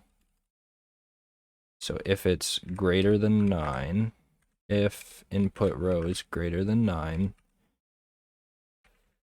flashed dot append the tuple row column, and this is where it's like, was it yesterday? Whatever the basin, no, it wasn't yesterday, but whatever, this is gonna be like similar to the basin one, where there's like the, I guess I'm tired. It's similar to the basin one where there's like weird edge cases in terms of finding all of the adjacent ones.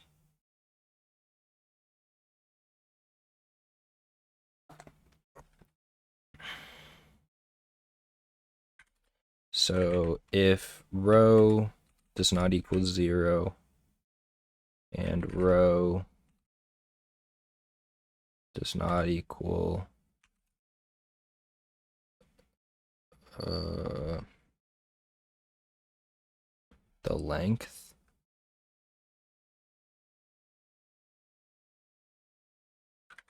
of input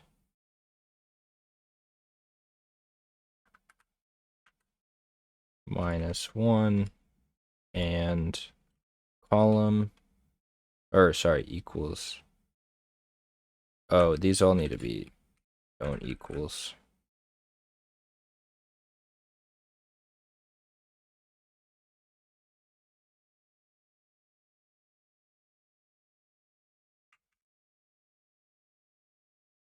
And column does not equal 0, and column does not equal length of input 0 minus 1.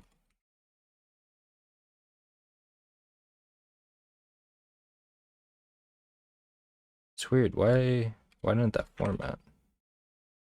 Should toss this into a single line. Whatever. Why is the formatter not working? Not super important. So if it's not in those ones, then we increment all adjacent by 1. Oh, that's where the optimization comes in. You're gonna do like some sort of like recursive solution where you're like, because what you could do is like every time you do it, you go through and check for greater than 9s again.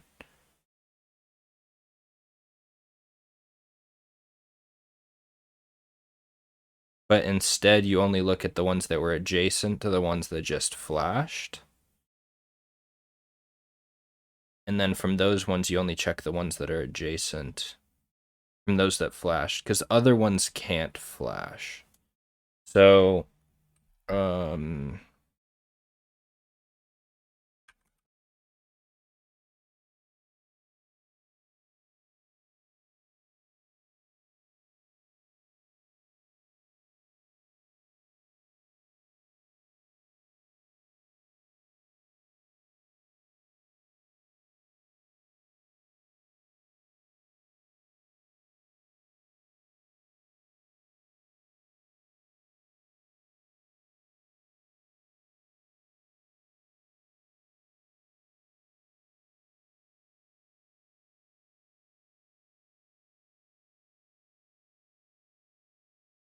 wait, but that's only 4, right?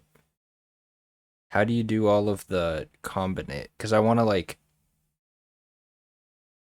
oh,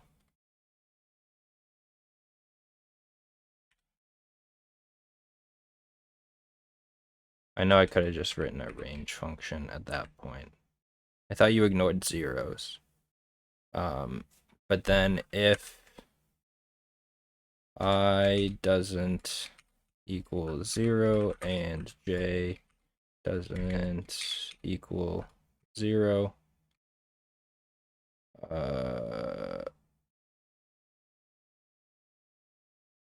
input row plus I column plus j is plus equal to 1.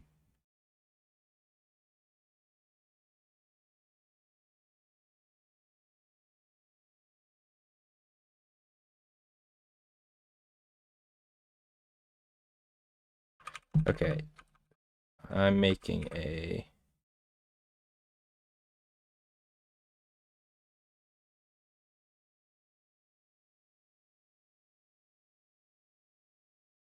so what would we pass into a flash function? So flash would be row column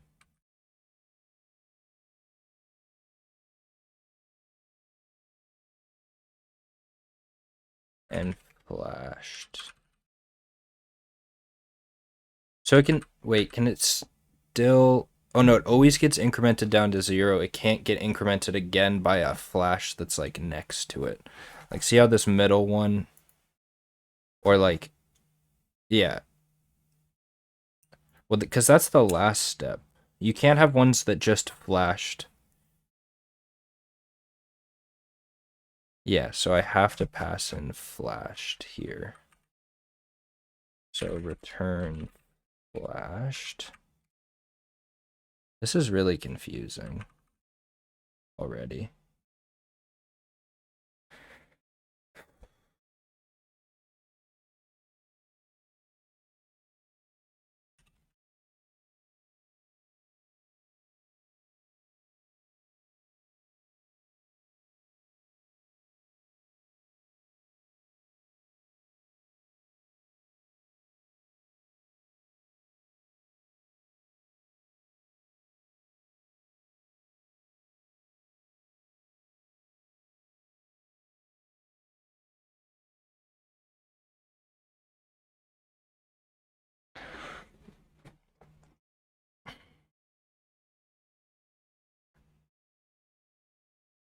uh,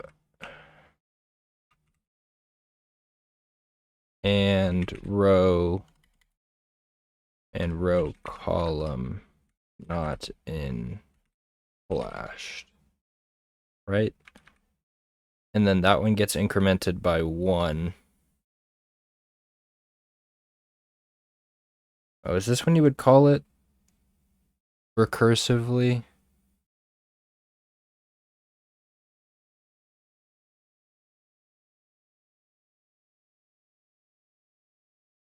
Um,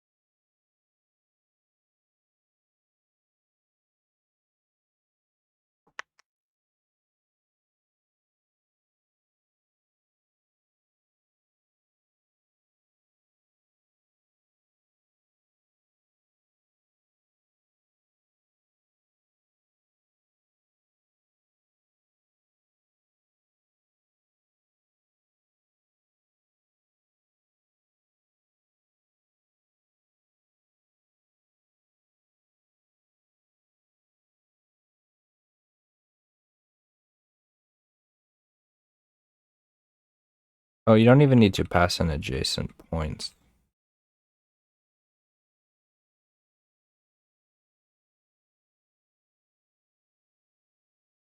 Because then I'd have to build a list of the adjacent points, but I can just check them when I'm incrementing them.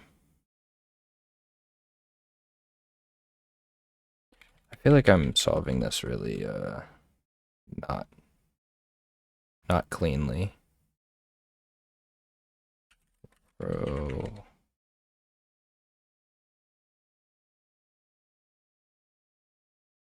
If input row column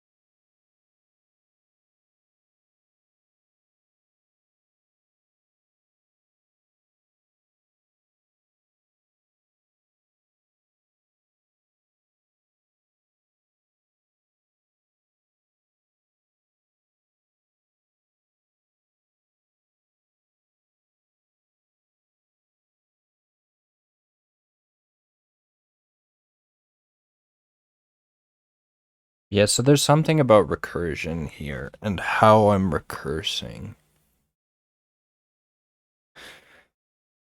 Because this is going to then check all of the adjacents before they flash. No, yeah, so I want to... I do want to do... I want to check after that, like, say the middle one flashed first. And then we check...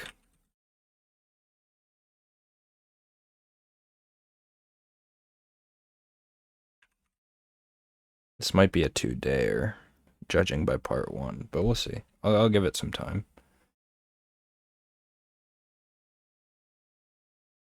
Um...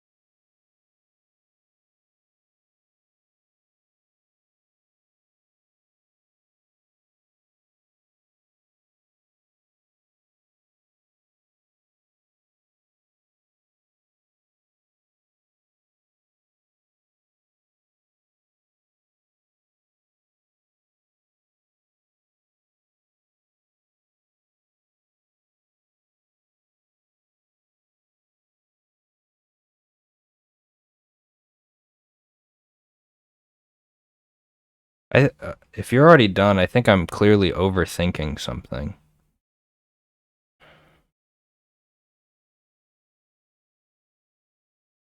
Well, I think part of my problem right now is I have some uh I don't mean to make PTSD a joke, but PTSD from the lanternfish problem. So I'm taking that into account and trying to make the most efficient solution. But it's so short that I think I can iterate through the whole thing. Like I'm still on part one, so like there's things like when you flash, I'm only checking the adjacents instead of iterating through the whole thing and then flashing those ones and then iterating through and checking the whole thing and then flashing those ones, etc. So the fact that you're done probably means that part two isn't gonna blow stuff up, right? Like do I need the most efficient solution possible for this? Because I'm now just confusing myself trying to. It was pretty simple. Okay, I don't want to hear about it, but uh, screw it. So I don't need this.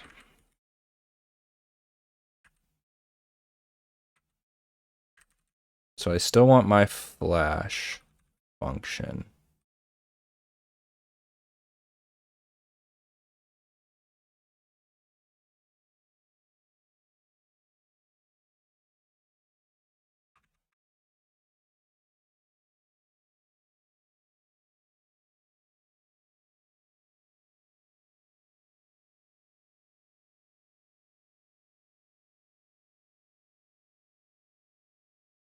Okay, so how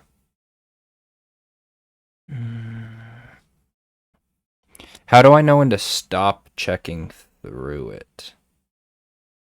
Oh,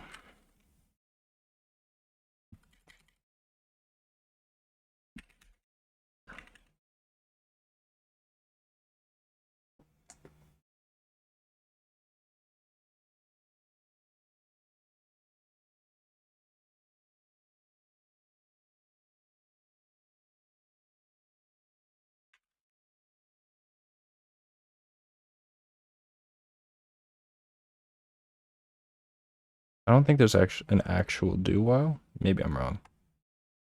But you just write a while. Yeah. Or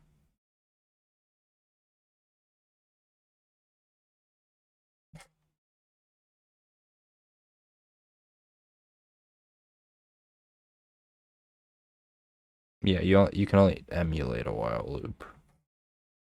Yeah, so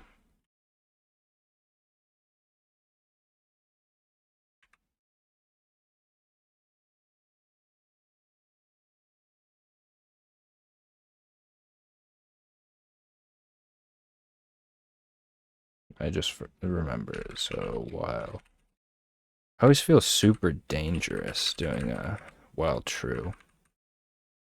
But after you've iterated through it, if current let's do this the sexy way. If not, so if it's a 0, break.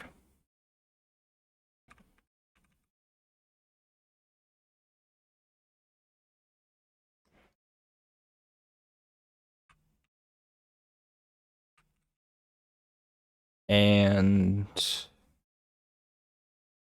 row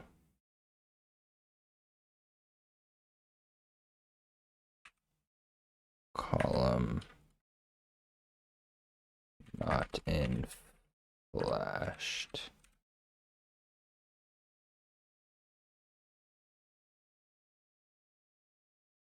Am I doing this right? I'm gonna move this down here so I can check my logic. Keep doing that.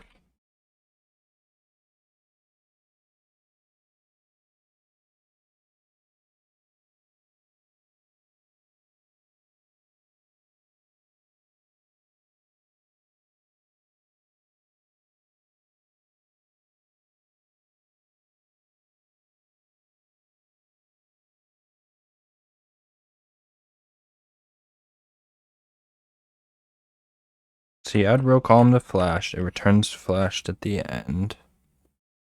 Actually, I don't even need to do this here.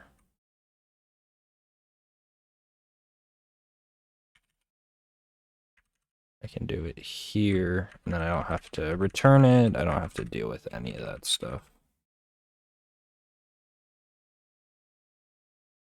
And then it stays local to this.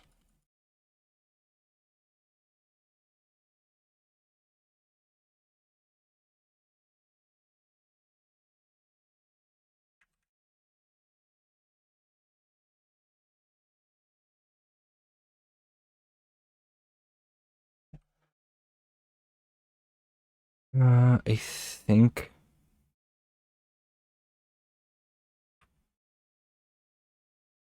what is this about? Append is not a known. Oh no, what did I just do? Oh, okay.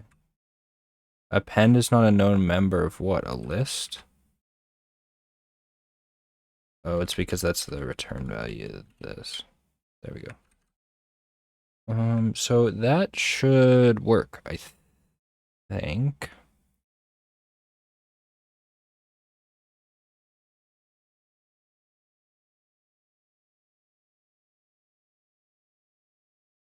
But I'm missing part. So the steps. It also flashes. This process continues as long as new octopuses keep having their energy level increase beyond 9, which is what this while true is doing. Finally, an octopus that flashed during this step has its energy level set to 0. Okay. So I checked for the ones that have flashed and not flashing them again, because then we will create an infinite loop. And then for octopi in flashed, I'm pretty sure it's octopi. I don't know why they say octopi. I mean, I'm sure they'd spell check it or whatever. I'm probably wrong, but for octopi in flashed, that's what I've always heard though. Actually, let's not even do it like this. For row column in flash, because they're tuples, then you input row row column is equal to 0. And then what's like the final answer format? How many total flashes are there?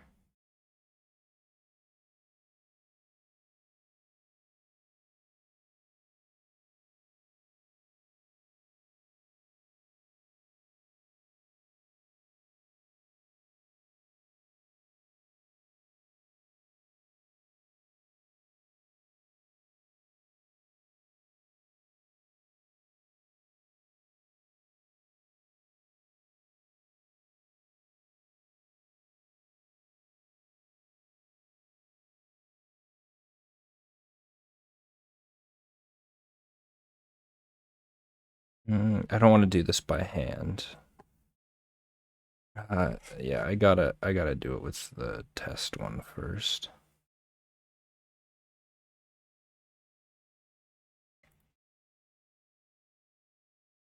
Wait, do they ever use this example again? Oh, is this the example? Yeah, this is the example they used down there. So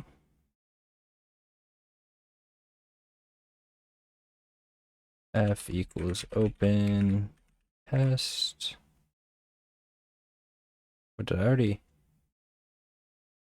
Oh, this is a different test.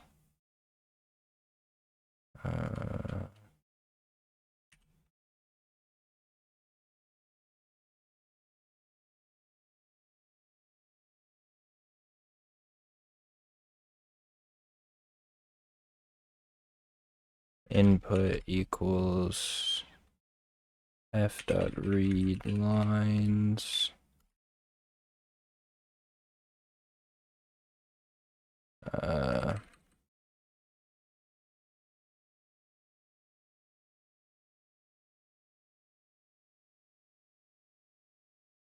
I do this every time.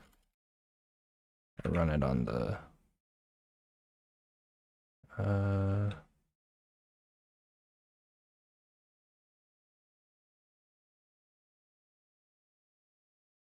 Nope, something's definitely wrong. Oh. Yeah, something's definitely wrong because I get 13 both times. And I'm sure it's supposed to be... It's much more than that. Nothing after step 1.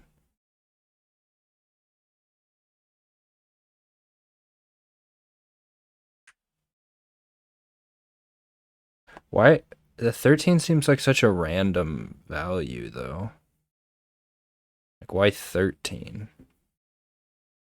If there's gonna be a bug that causes it to, like, just be 1, like, why 13?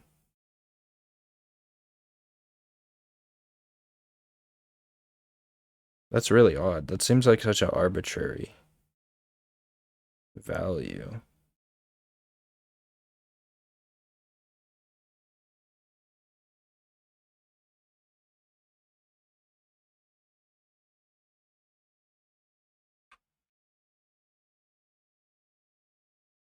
I don't know if that has something to do with that. I think it should be global, so I don't know why I would need to do this. What?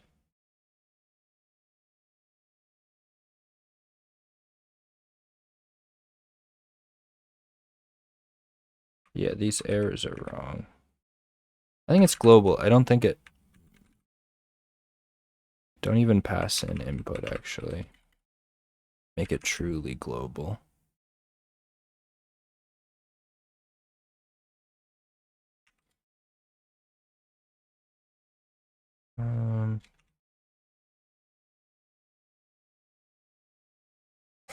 So let's see. After step 10, let's see if it changes for the number of days. Wait, so after 2, it was 100. I mean, so clearly I'm doing something wrong. Oh. I know part of what I'm doing wrong, but it still scares me that I was getting 13 with both files after 2 days. Like, that shouldn't happen. Sorry, I'm fidgeting. Well, okay, yeah. So the flash function is somewhat wrong, and the reason is because, as the problem 2 days ago, remember how there's like the edge cases, right? So this is only working on, when it flashes in like the middle box, where you're not going to get an out of bounds error. So I know that it's somewhat off because it's just ignoring the outside ring, because I haven't implemented that part yet. But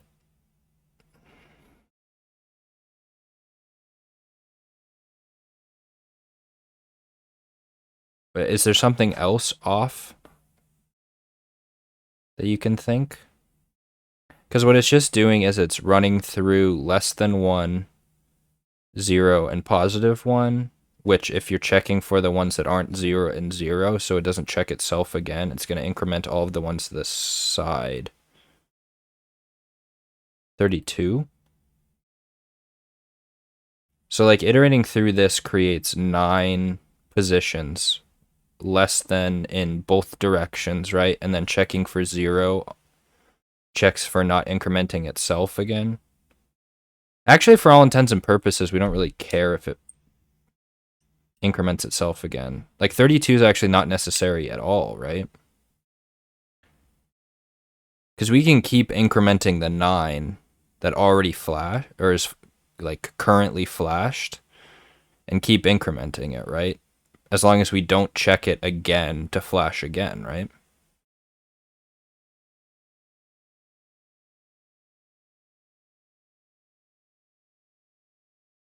No, because I don't think so, because I'm calling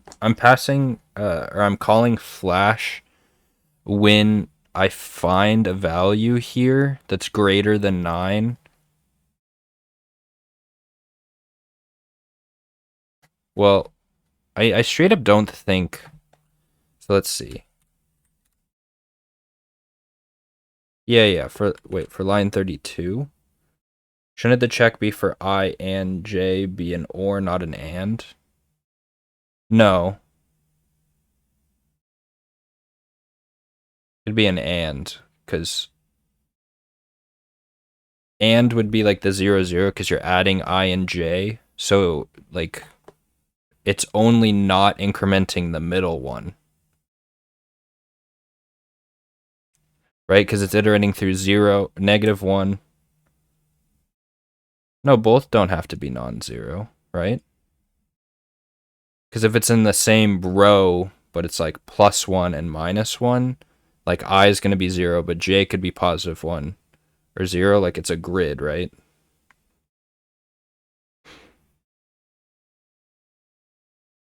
No, it said the diagonals also count, right?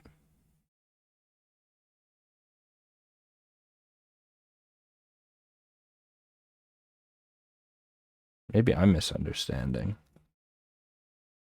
Like in this case they're talking about, right? You check the diagonals. Wait, how am I only checking the diagonals?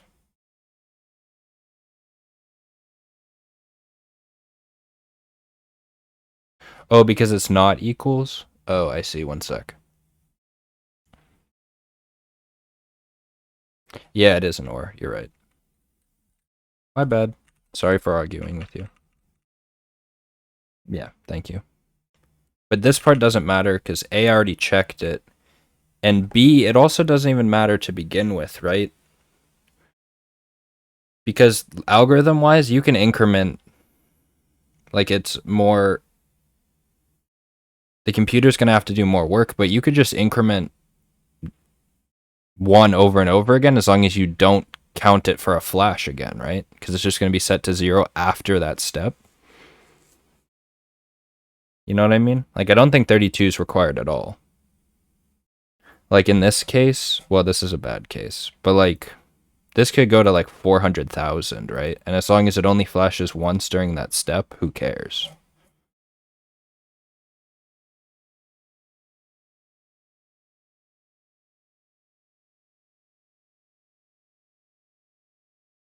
Let's see if I get the same answer. Oh, that's bad. Do you get what I'm saying, though? Like, I don't think it matters. So I don't need this. Because it shouldn't be called from flashed if it's in flash to begin with. Because we're already checking that here and then passing that in.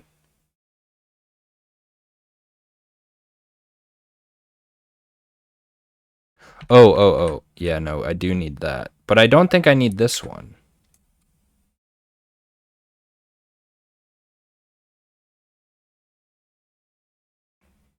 Because the middle one...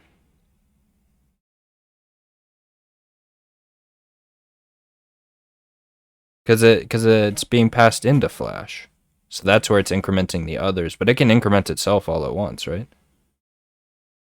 Yeah, as long as you set the middle one to flashed. But that's concerning that it's giving different values, though.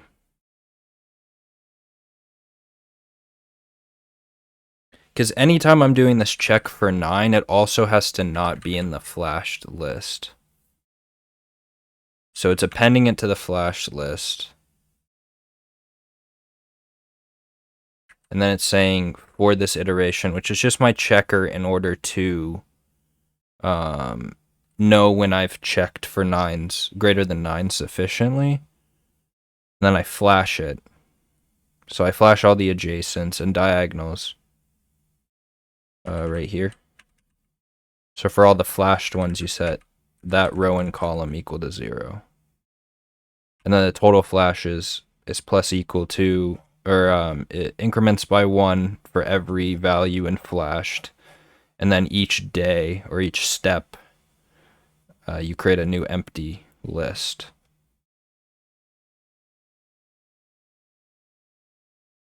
In my head, I feel like this is correct right now, minus the fact that I haven't covered the edge cases. I'm counting the flashes wrong? Why?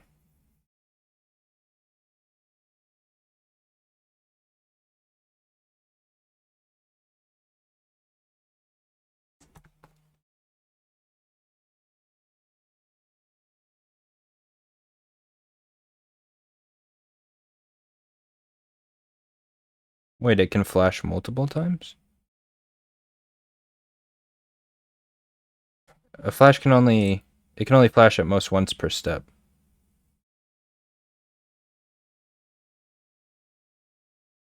Wait, what do you mean? What do you mean two? You're counting if a cell flashed, but it can flash or it can flash two times at most. Not within a step, it can only flash at most once per step. So you let all of them flash and all of like the collateral flash, right? By the way, I'm not arguing with you either, because you finished it. So I'm sure you know what you're doing, unless you got lucky, but I don't get how it can flash two times at most.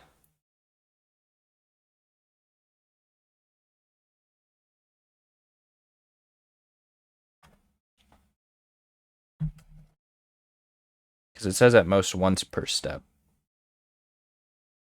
Uh,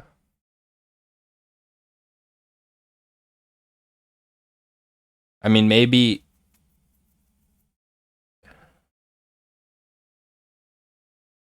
I feel like there's an upper limit. It's not worth figuring it out right now, but like with the way flashes work, I don't think it could ever flash more than once to begin with.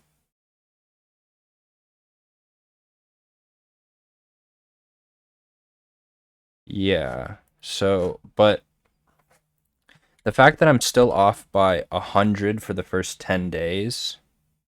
So did your thing not change?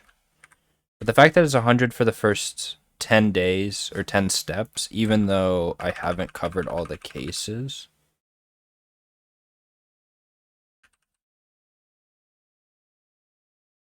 Okay, I'm gonna do this the lazy way.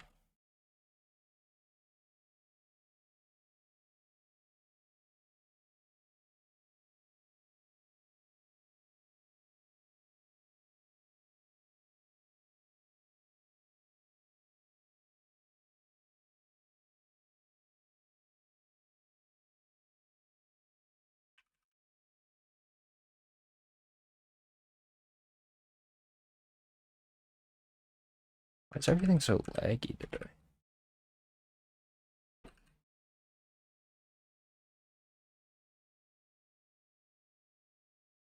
That's whack.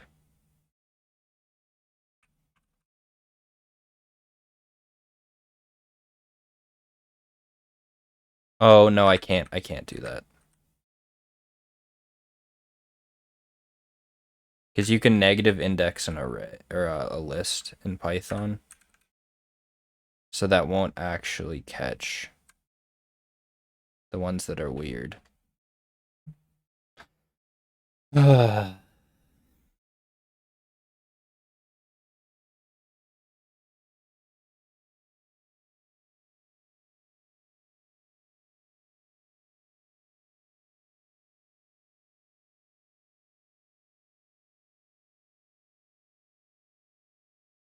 It's compounding, so maybe if I'm missing the outside ring, which as it currently is,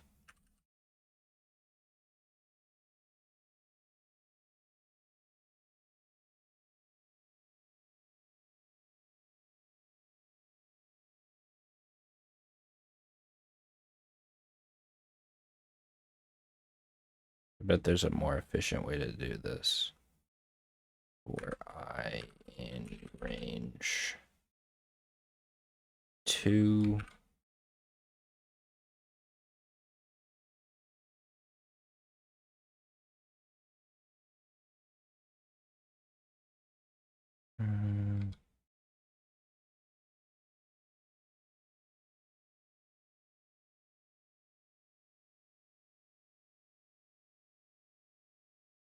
Okay, just as it is, let's see if I get a higher number than 100. That's not that surprising. I still feel like that I'm doing something fundamentally wrong. Because I got those two 13s in a row with two different input files. Which makes me think I'm doing something else wrong.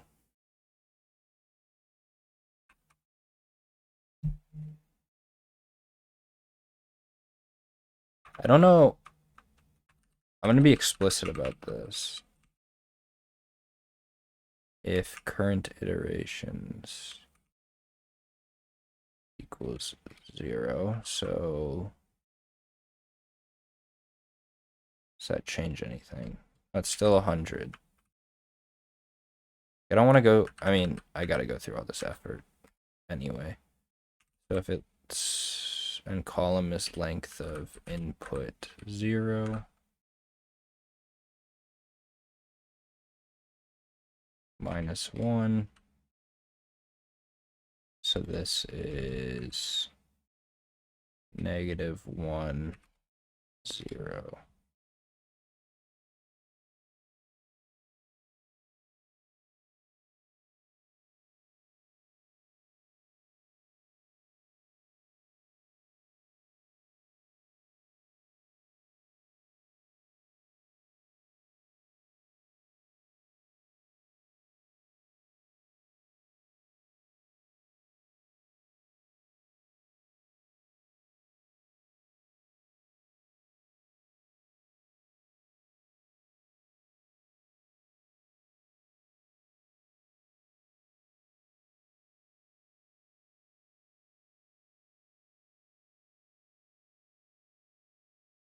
Yeah, that's fair. If I've got any Pythonistas in chat, I'm always down for suggestions.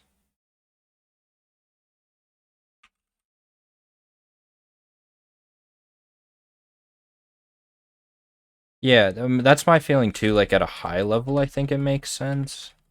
Was there anything that you're doing like fundamentally differently? Like in terms of approach? Like, did you have any like optimizations or anything to it?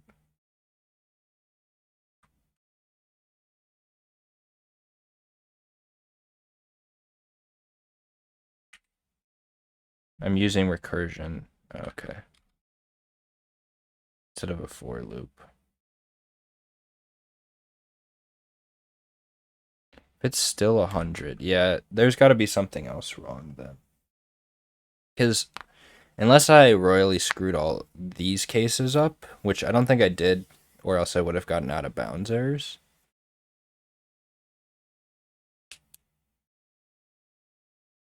But the increment's still not going up. So let's go. So I'm going to print flashed at the end. So there's like some obvious things that I can see, right? Like if every iteration, okay, pretty print's screwing that up.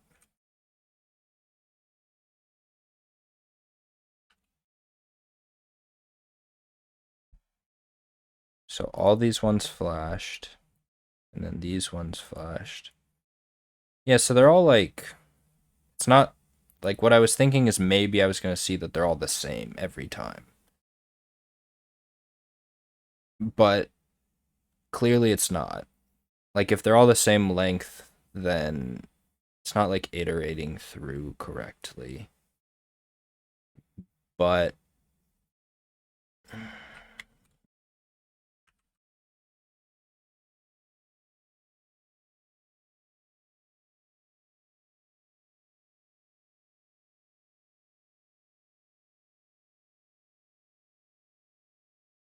I'm going to try it with this input actually. And we'll go back to the other one after. Because this should be easier to see. Because, like, I really know what the...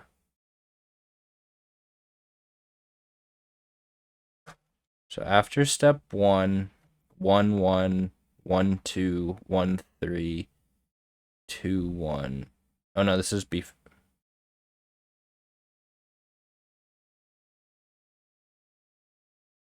I printed at the end of the first step before I set it back. It's skipping that middle one. So I think my passovers, it's only doing one pass, right? Because there's 8, 1, 2, 3, 4, 5, 6, 7, 8. Yeah, so in this case, it's only doing that ring of 9s. I guess I could print the input after each one before I do this. Print input.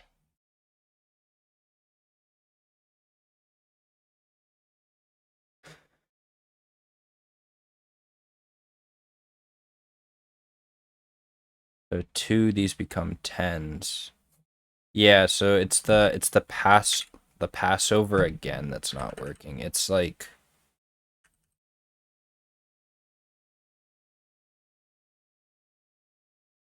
oh, is it because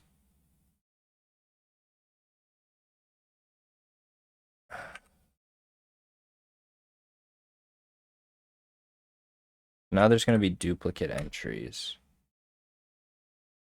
But are these not going to be the same?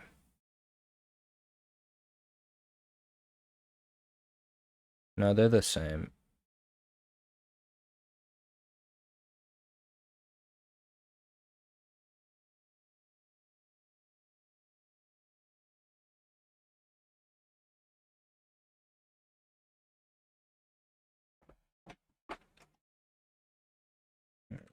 This is so annoying.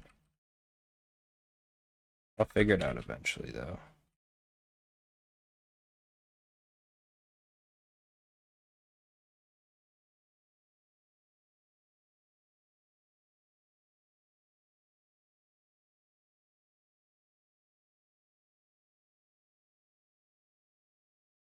Wait, why is it printing out so many times before it ever prints this out?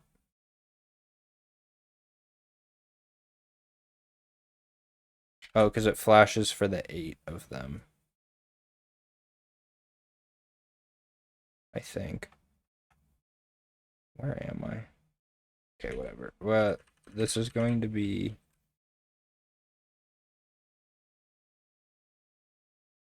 1. Should only take 1 step to flash them. Right?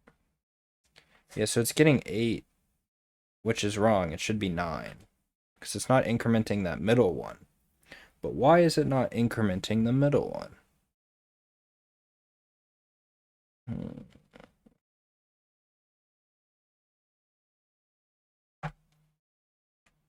Why, oh why is it not?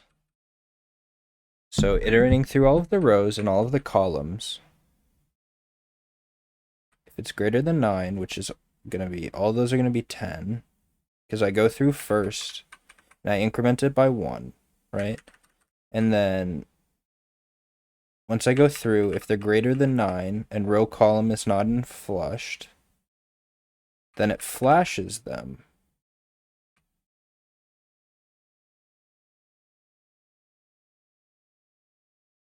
But input's never changing.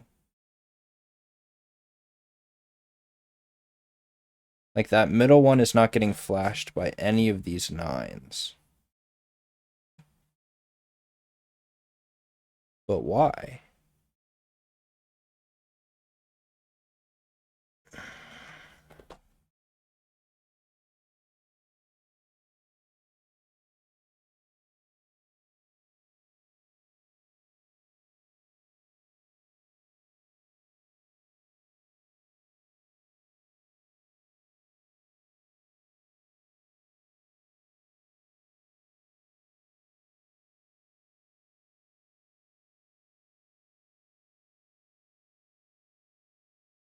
Wait, why did we say that this check was necessary? We were discussing it before, but why do we have to check if it's in flashed already before we increment? Didn't we decide this wasn't even necessary?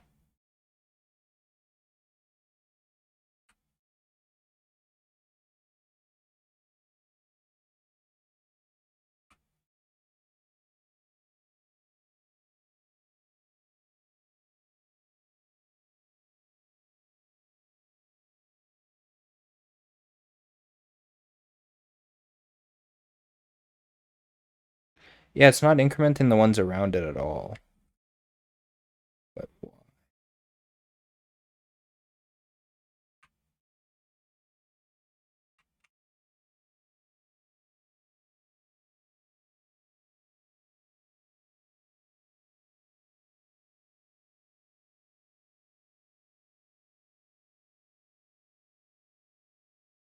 oh yeah, it got really mad when I did this.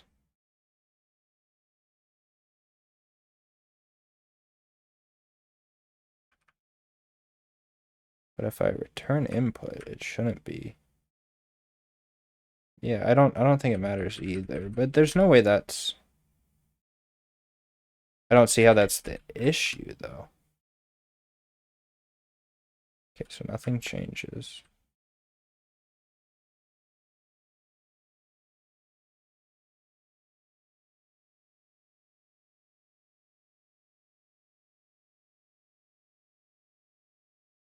Why can I not increment the one?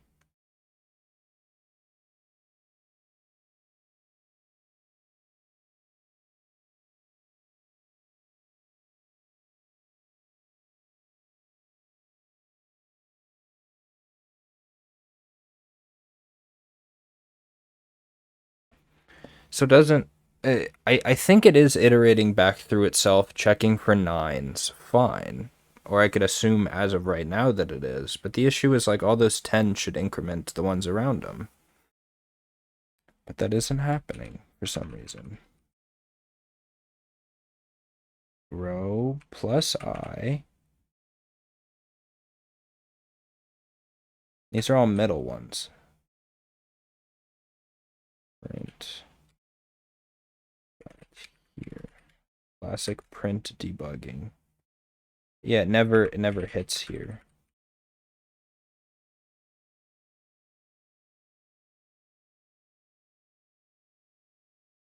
If row does not equal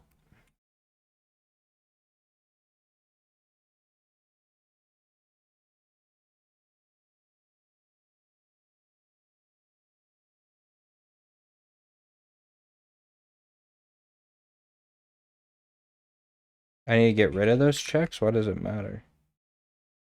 Bruh. Wait, why'd that screw it up?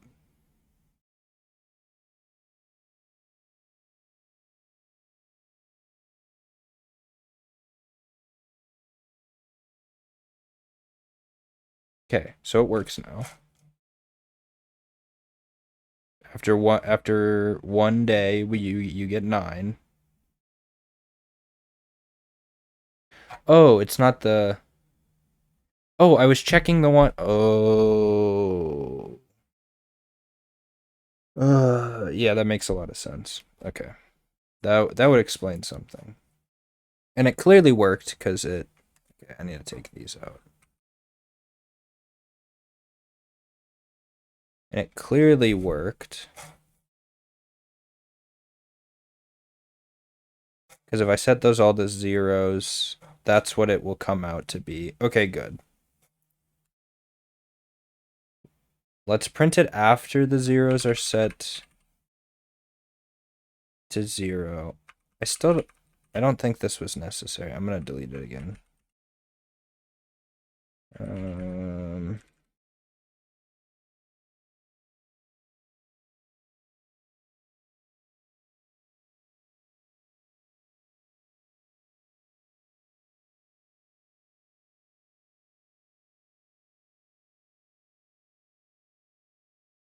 yeah, okay.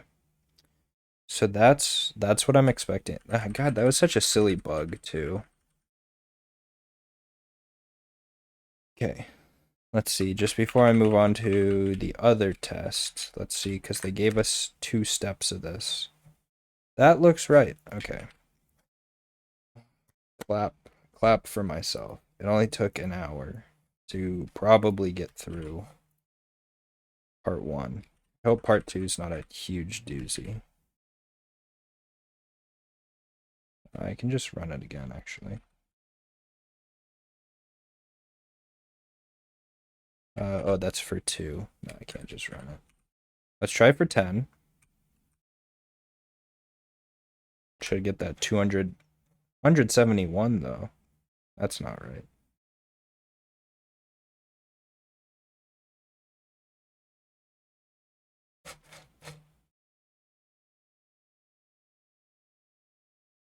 So something's still wrong. So that was it before. And then 6592334, blah, blah, blah. That all looks right. And these zeros, that generally looks like the right pattern of zeros. Wait, why is this a 9? These two are incremented wrong. Are they all incremented wrong? So it should be fine because I'm just adding one here. So there's still something wrong with how the flash works.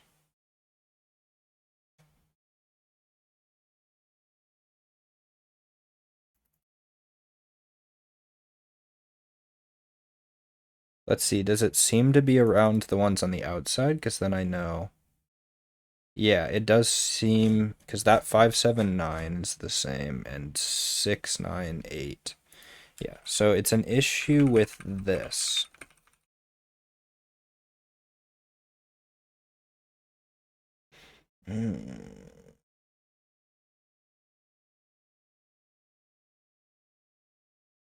So if it's at 0, 0, which is the upper left corner, you increment everything.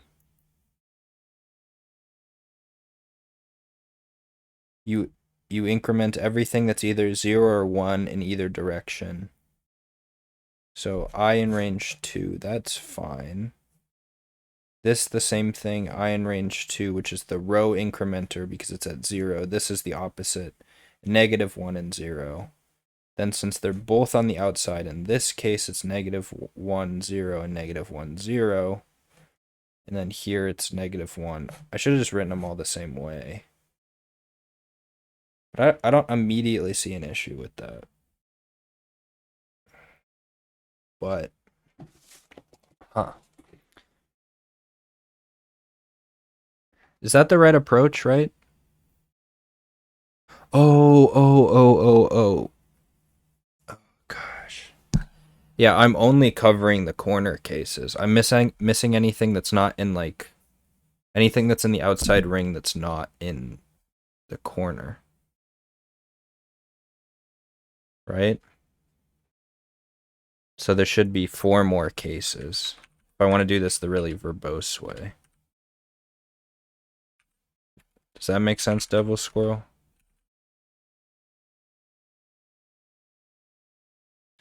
So if it's just row equals... Oh. Yeah. Did you have a better way of doing this than, like, kind of hard coding all of this?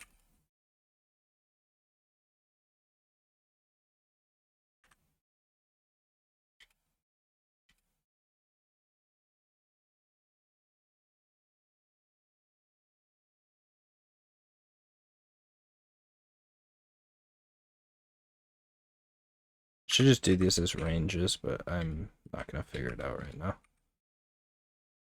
So if it's on the 0th row,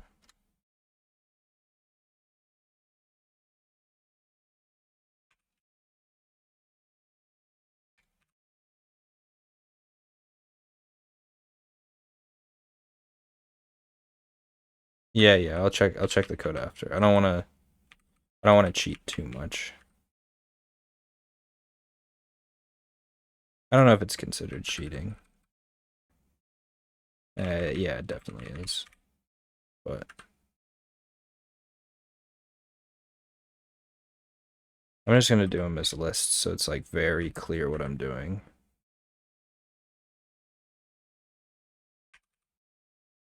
And now we need the opposite cases. Length of input 0 minus 1. Now this can just be -1.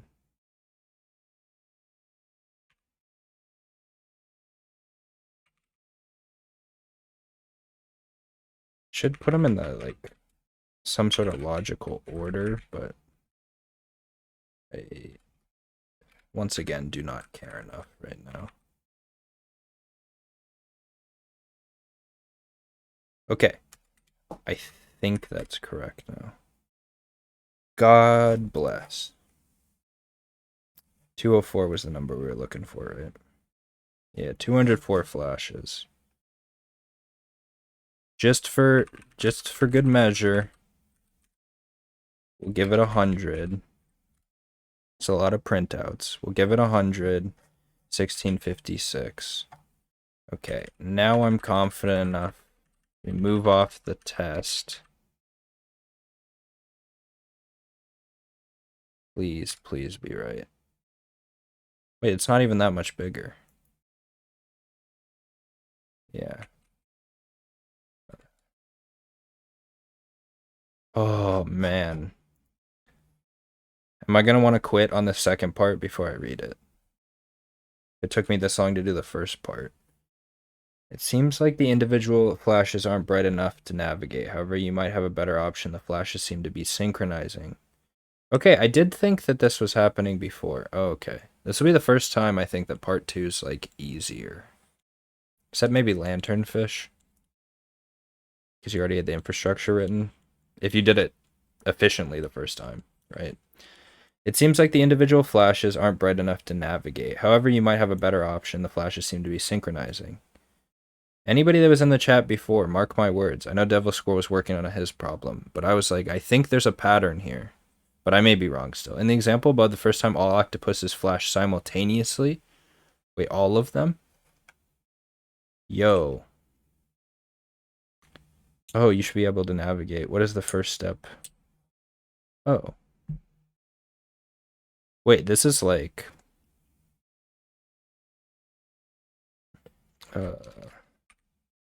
wait.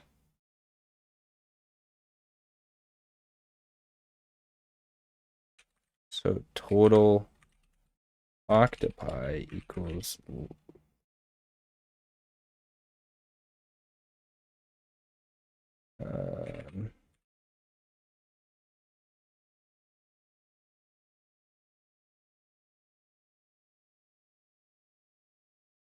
and I gotta do it here. I thought I could be smarter about it, but total octopi is length of input minus 1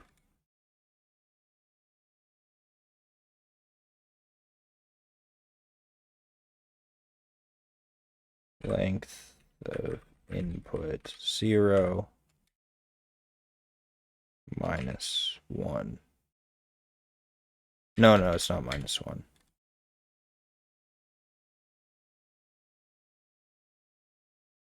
Right? Yeah, it's not minus 1.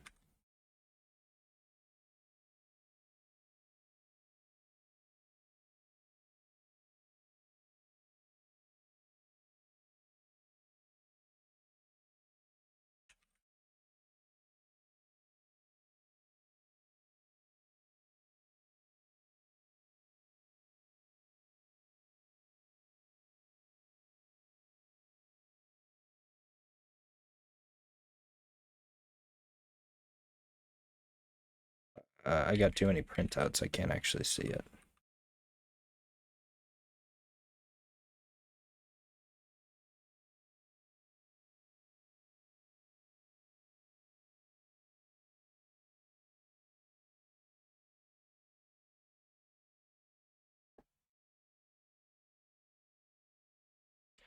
Oh. Wait. Am I calculating the total number of octopi wrong? Oh, I left the minus 1. Ah, man.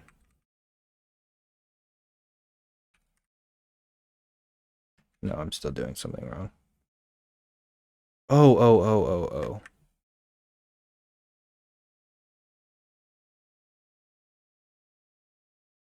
It's Devil Scroll was yours when it was over 100.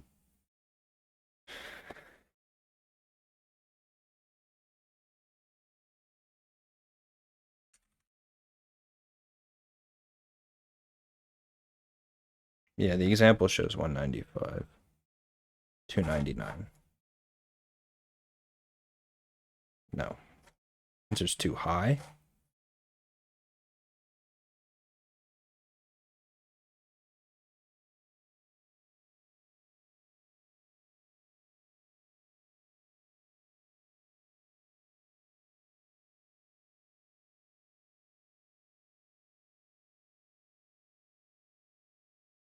So I think the total octopi is being calculated right. I don't know why this would be different. But here's what I'm going to do.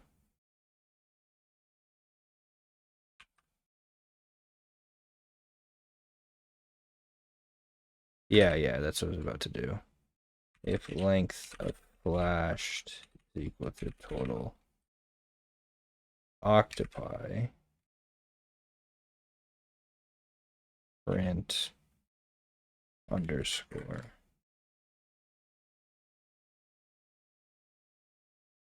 Oh, 289?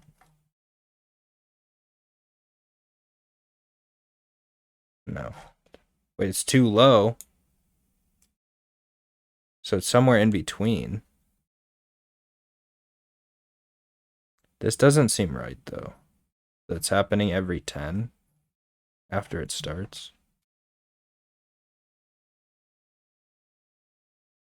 Wait, so it was too high before. So there's literally a 10. I'm not going to guess and check. I want to figure it out, but...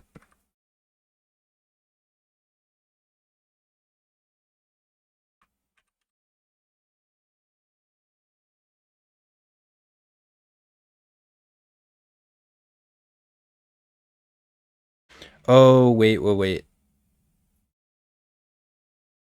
Because of how the counter works, I think it's off by 1.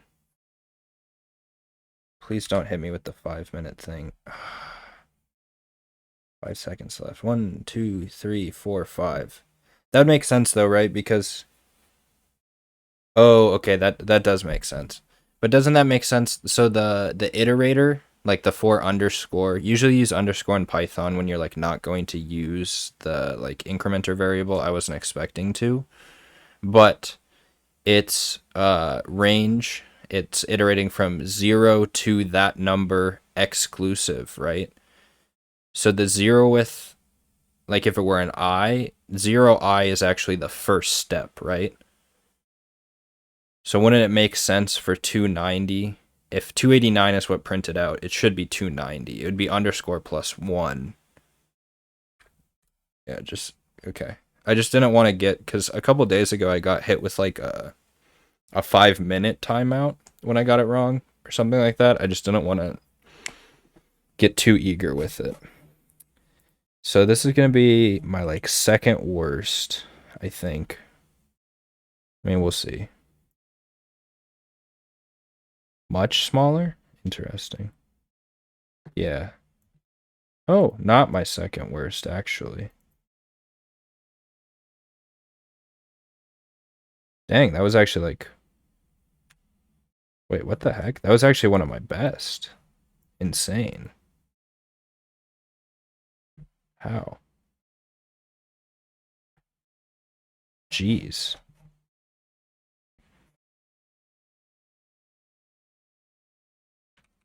So where did I go wrong? Many places. Many places is where I went wrong. Well, so one, I think from now on, I don't need to approach the problem being cynical. Because I spent a lot of time screwing around. How much time did it take you to finish Devil Squirrel? Because I was basically just screwing around with this idea of like optimizing the problem up until you came in. Which was like 30 minutes in, I think. So not that I wasted the first 30 minutes, but I spent a fair 23 minutes. And you probably don't come in immediately, but whatever. Let's say I spent the first 30 minutes like not necessarily like doing nothing, but like I spent a lot of time on that, trying to figure out how I could like optimize it.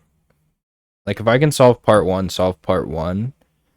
Because in this case, like if you can run part 1 in a fair amount of time, then you can run anything in a fair amount of time. I should just bookmark your stuff.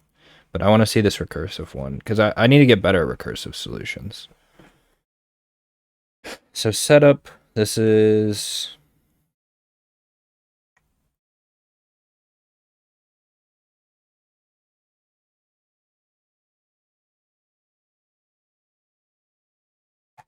So what are you doing here?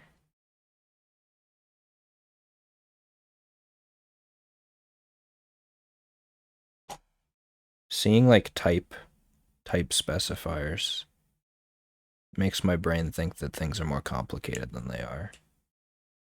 So did you keep everything in a single list?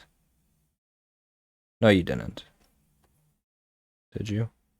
You had nest or arrays. Did you have a nested array? Oh, because the 100 is the oh, you did a single dimension array, and then you did some like weird stuff to like compute. Yeah, like plus 10s and minus 9 and stuff. Yeah, I see.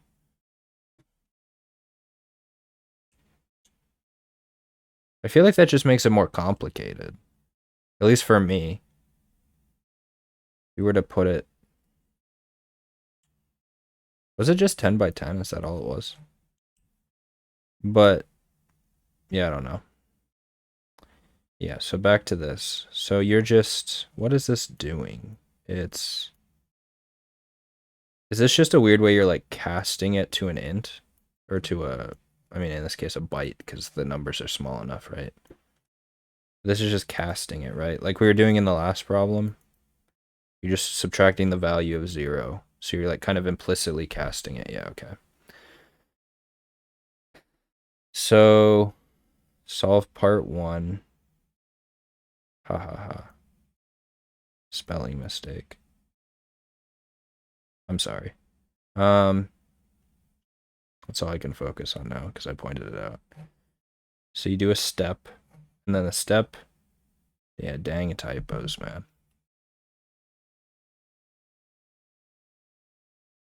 Oh, okay. Ah, crap. Minor tangent. So I don't know if you're familiar with nerd fonts. Might have already had it open.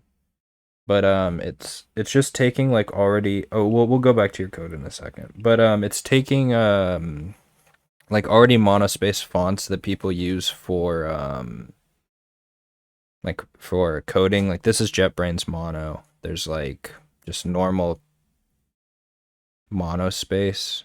I think it's what it's called on Mac. Like Cascadia code, whatever. There's a bunch of them, and then it's like basically splices in all of these different like Unicode icons. And the reason it's necessary is because like in order for this to generate in the terminal with like these open and close like directory things, like it might be a little small, but these little like Python icons to show it's like a Python file, stuff like that, like this little document. Like these are all text, but it's Unicode. I'm gonna get to a point here in a second. Don't worry. I just need to remind myself I'm getting to a point. But yeah, so there's like all these icons, and then they create like a single font with these like 3,700 icons as well. But the reason I'm bringing this up is because the typo thing. So like I'm not dyslexic as far as I know, but like on my Kindle I use this font called Open Dyslexic, and it's like it's so much easier to read words that way. And I found out that there's a where'd it go? There's a Open Dyslexic mono, yeah, mono font that's in Nerd Fonts. So it looks... Do they have a picture of it? No, they don't. But there's like some science to it. But this is like what the font looks like. Supposedly it's like it's way easier to read. It'd be like super ugly. Like I don't think I'd ever use it in my terminal. But I'm not saying you're dyslexic either. But like there's something about weighting the fonts at the bottom that like makes it a lot easier for dyslexic people to read. And I told my girlfriend to do this because she's like very dyslexic, and she said it helps a lot. Screw off. I don't allow cookies. I shouldn't have clicked that. Prevent some of these things. Letters have heavy weighted bottoms. How to kind of grab it. You were able to figure out which part of the letter is down, which adds to recognizing the correct letter. It helps to keep your brain from rotating them around. Help reinforce the line of the text. The unique shapes of each letter can help prevent confusion through flipping and swapping. So yeah, it's pretty cool. Like I said, I use it on my Kindle, and it like helps me read without screwing stuff up. Okay, now we're done with tangent. But yeah, no, it is quite cool. Okay, so step, you have a Boolean array which is has flashed. So you pass in the has flashed to the flash function, and then you recursively, if x is greater than 0, you pass in -1. And then ref is like passing flash count by reference, right? Have you ever coded in C? Like this would be the same as an ampersand, if you know. But it's just passing flash count by reference, right? Okay. I still don't think, is that actually the plural of octopus? What is an octopi then? I don't know. If has flashed or incrementing octopi position. Wait, where's octopi?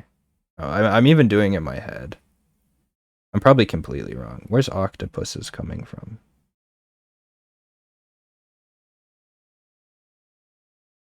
Am I being dense? Oh, it's... This is all in one class? Oh, okay, so it's global. And is that your... Oh, okay, that's the main array, I see. So if octopuses... Oh, that's cool, you can increment them all up. Wait. Oh no, that's just incrementing at one position. I see. It'd be so nice if I had a plus plus operator in the language of choice. Screw you, Python. Is less than you return. Has flashed. So if x is greater than 0, flash at that position. You pass in flashed count. And then that's what you use for part 2, right? So you added flash count for part 2, right? It wasn't necessary for part 1? Oh, no, it is necessary for part 1. Never mind. It's like the inter-step flash count that mattered for part 1, or at least the way I implemented it. But okay, so I understand the plus 10s and the minus 10s and all that stuff. But so the recursion's not doing anything like super special, right? It's like basically the same thing I did, right? But I think I get it generally. So for each step you flash. Yeah.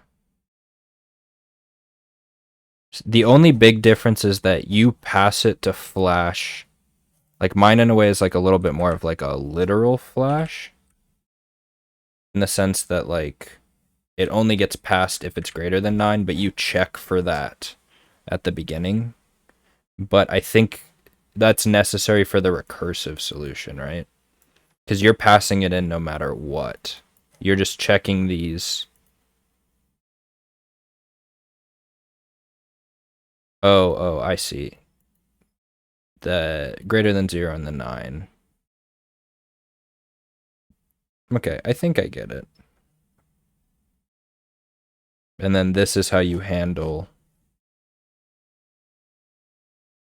Wait, how does this handle... Oh, wait, X and Y. So if they're both greater than... Oh, so you just hard-coded the size of the array. That would have been nice. It was small enough, I should have just done that. But...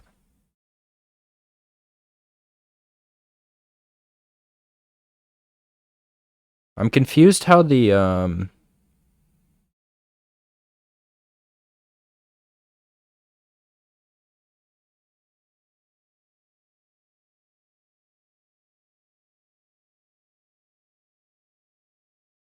Yeah, I've been trying to write so like I hard code as minimal as possible. but it never matters because you have your input file. So for the sake of answering the question, it doesn't really matter. I'm confused a little bit about how this works in regard to the corner cases. Because aren't you checking... Oh, you're checking a single adjacent, and adjacent in this sense meaning like the diagonals. That's why there's 8 checks. Okay, this is a lot smarter. Now I see how the recursive solution is like very nice here. Because you have this instead of... I might even have to zoom out for this garbage. Move them back and forth. Yeah. You have this instead of this garbage. Like, I wish I didn't write all this. But yeah, that makes a lot more sense. Very smart, very smart. This was terrible. Because, yeah, there's so much code that I can just refactor. Wait, couldn't I do the same thing here, actually? Like, I could just do the 8 sets. I'm only losing one if statement, but the, like, iterators, there's, like, a lot of duplication in my, like, I and j iterators throughout. So, like, I could refactor it to have, like, a similar methodology. And this is a good thing to keep in mind as well, because I assume square inputs where you're doing things around it is not gonna come up again. I find it unlikely that it won't come up again. Wait. Yeah, that it won't come up again. So, yeah, even if I don't refactor this, that's a good thing to keep in mind, because there's so much, like, duplicated logic implicitly within what I wrote.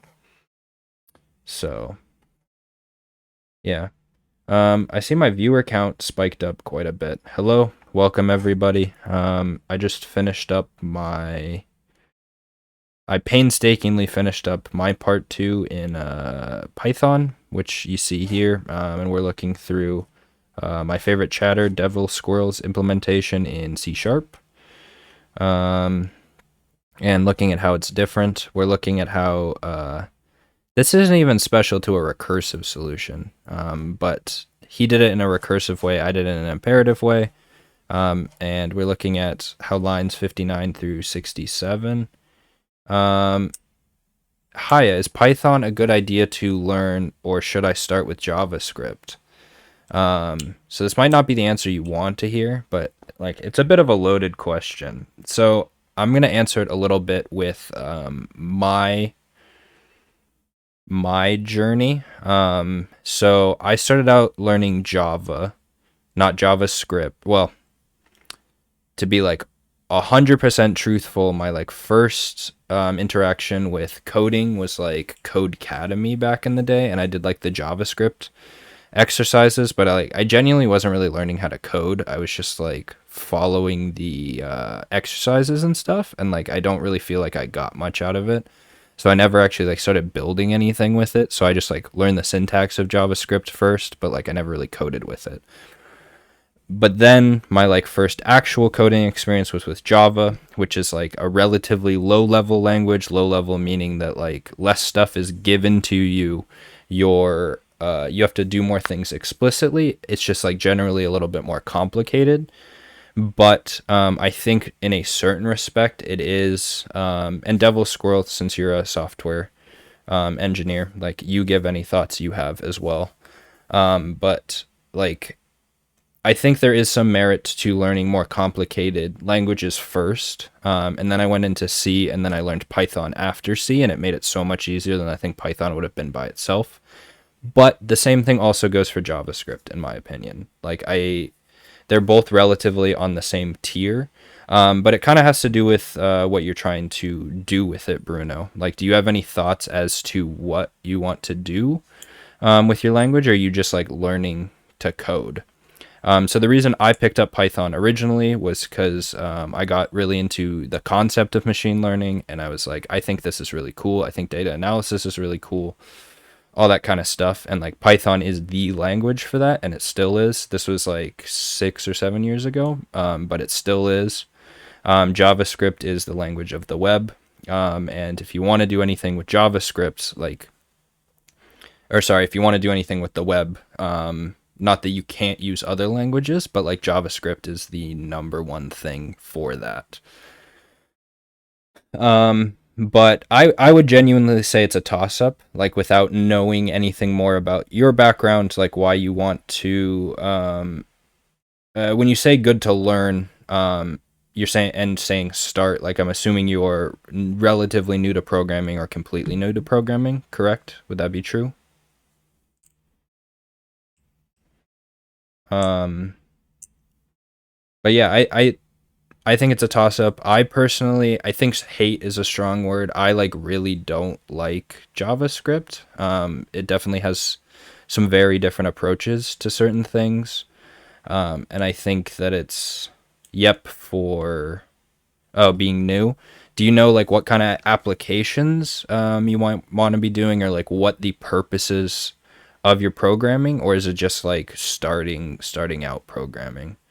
Um, I don't know how much lag there is in the chat. I think it's relatively quick, but or lag in the stream, I guess more so. But I think it's relatively quick. But yeah, like, do you know what you want to do? I mean, I'm definitely very biased. Like, I would say Python.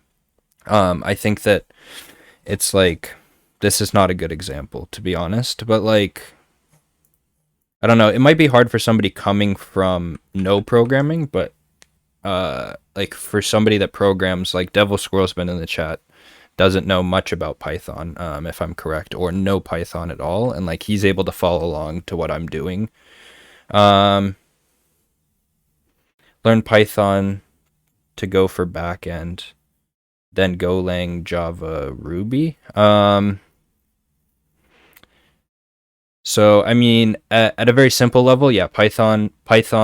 So like I think if the facts that you're talking about, like I'm going to assume for right now you're not talking about like backend specifically. Um, like you're talking about like a full application stack. I think that Python is definitely a very good backend language for that. Um, for instance, I recently built an application where it's three tiered. So your three tiers are your database, and then the backend slash API that pulls from that database and then passes it to the front end. And then the front end is what you actually like see on a website and stuff. So like the stack was React, which is a JavaScript framework, Python, Flask server that ran the relatively simple API, but ran the API, and then MongoDB for my database on the back end. And I think that like a stack like that is very, very good. But at the same time, I don't necessarily know like what offerings are there for like JavaScript, like I mean, obviously you can write backends, but like super robust backend writing stuff. I'm sorry if I'm like, I need to talk in a less complicated way as well. So I'm sorry about that. But like Python, you can very much still write simpler web applications with not a huge amount of interactivity in Python, like front ends in Python, and you can still write the back ends perfectly fine. But again, it kind of has to do with like what you're trying to use it for and stuff like that. I think that you can't. I went into this long explanation, but like I don't think you can necessarily go wrong starting with Python or starting with JavaScript. But I also think that no, I think that's a good thing to suggest because both of them are relatively easy languages to pick up. I would say Python more so than JavaScript because JavaScript definitely. But like you said, I'm following the videos and doing exercise, and I have a feeling that I'm not really working. Like I can understand, but if I try to do something on my own, you can't really create anything at all. So, what are the languages that like your um is it a JavaScript course right now? I would assume. Actually, no, you never said anything that makes me assume that. But like, is it in one of these languages already?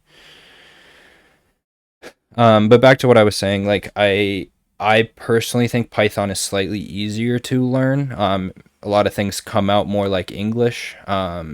So like really being new to programming, I think that it is a bit easier. There's also a lot of like weird interactions with JavaScript that like aren't super intuitive, and even I have problems with it.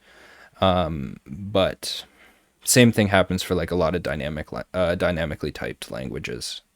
Like they're good for beginners, but they're also not good for beginners. But again, not staying too complicated with it. Uh,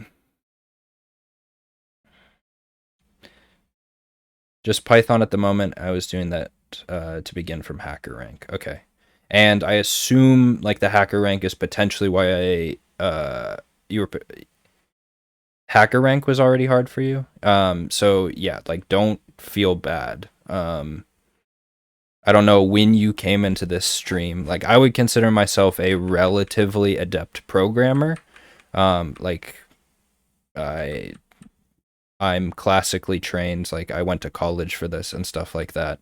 And I don't do necessarily as much like programming in my day job, but like advent of code problems are very similar to HackerRank or leak code problems and stuff like that. And like I wouldn't say I struggle through these, but like it definitely it's not something I get immediately. And like that's part of why I'm doing this exercise right now. But like I would not feel bad about that. So zero worries there. Like a lot of HackerRank leak code problems are hard for me as well. Um, I feel like I'm going around and around and I'm not like really answering your question. Like I think in a perfect world, if you had the ability to learn two languages, I think JavaScript and Python are really good ones for the reason I talked about before. You build your backend in Python. You learn how databases work. You use that to pull data from a database, and then you somehow use it in your front end in some sort of interactive way using just vanilla JavaScript.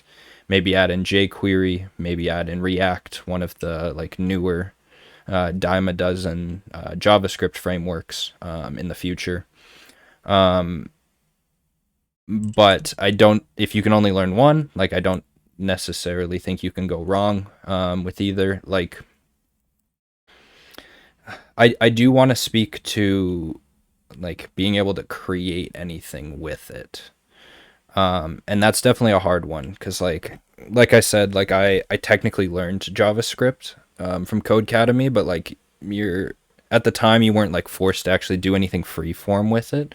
You weren't really forced to solve any novel problems. So like in a way, I think that something that could be useful for you, like I don't know what your time's like, I don't know basically anything else than these last few messages that you've sent, but like something like Advent of Code, I think is very very useful because not you can look up answers from other people on HackerRank, but like you can see and you can watch these streams of a lot of people like very much talking through their process. So like if you were to try and attempt the problem tomorrow and like you don't get part 1 done, which is like totally fine being new and stuff, like you can come and I don't want to just like plug my stream, like anybody else that's coding in Python if that's the language you're looking for. And you come back and you watch the VOD afterwards and like see the process that myself or somebody else is doing. I think it's a lot easier to stay motivated because it's this whole like collective experience. And this is my first year doing Advent of Code, and I'm really enjoying it for that reason. Like I'll sign off of my stream, and there'll still be people on Twitch. Like I'm sure if you search Advent of Code or AOC right now, there's like a bunch of people doing it. So like I'll log off. I'm trying to learn Rust right now, and I might watch somebody who's doing it in Rust for a little while. And it makes me more motivated to see people use the language that I've learned a little bit about, but like don't know super in depth, and see both the person streaming and the people in the chat being excited about it. And then in terms of like building something new, easy web app ideas. Like I'm not a big like front end guy. I try to avoid it as much as possible, but like it's definitely a good place to start. So like if you take something like this, I'll throw it in chat. You take something like this and like even the ones that seem like relatively simple, like I don't know if you know what a Pomodoro app is, but like you can find a lot of tutorials and stuff like this, but like if you like find something like this and something like really small, like this seems really small, like even to me, but like it could take me a couple hours or more to actually like finish it all the way through, especially with the front end, because I'm a little out of practice on it. But like take something like that, or a tic-tac-toe game, or the game of life's pretty fun if you've never done it before. But like, and there's infinite amount of these lists. But like biting off something like that instead of like trying to figure out um something to do, or like a lot of times they'll have tutorials and like, oh, I didn't know how to do that, like I didn't know how to take the input from the user and parse it correctly and like,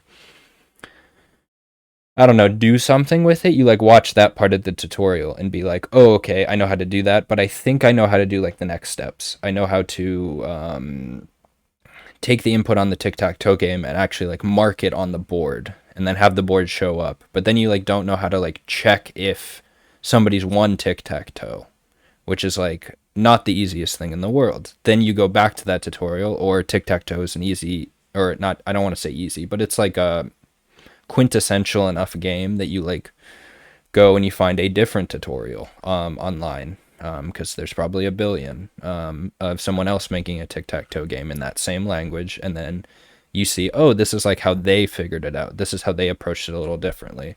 And like that's why I enjoy this like back and forth with Devil Squirrel, who beats me every day. I just want to throw that out there, and he knows it too, or sorry, he or she, they know it. I don't want to assume anything, but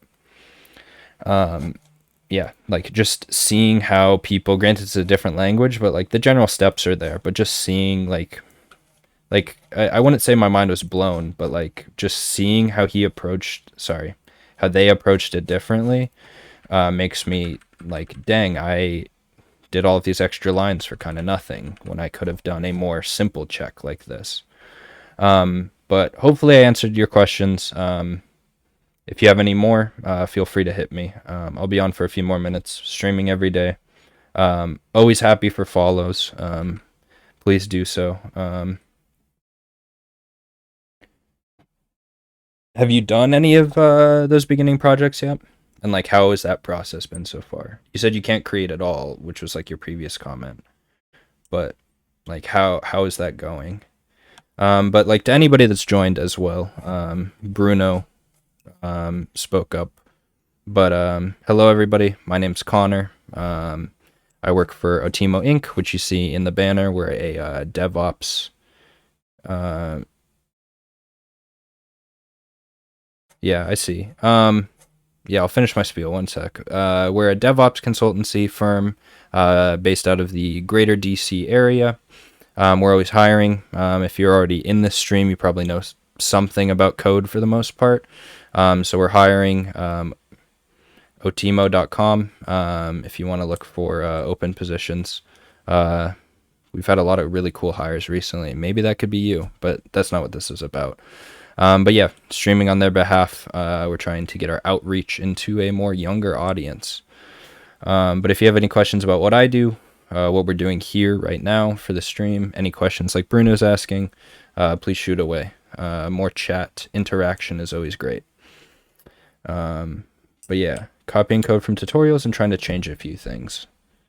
Yeah, so I think that that's a good approach to like seeing how people do stuff. Your plan, what do you mean by that? Your plan is that you're working? I'm a little confused by that. But yeah, I think there's also a lot of merit at the same time to like just getting the bare essentials, like just knowing. Oh, okay. But you're trying to learn to code is what you're saying. So you're currently working in a technical environment, but you're trying to learn to code. Am I getting this right?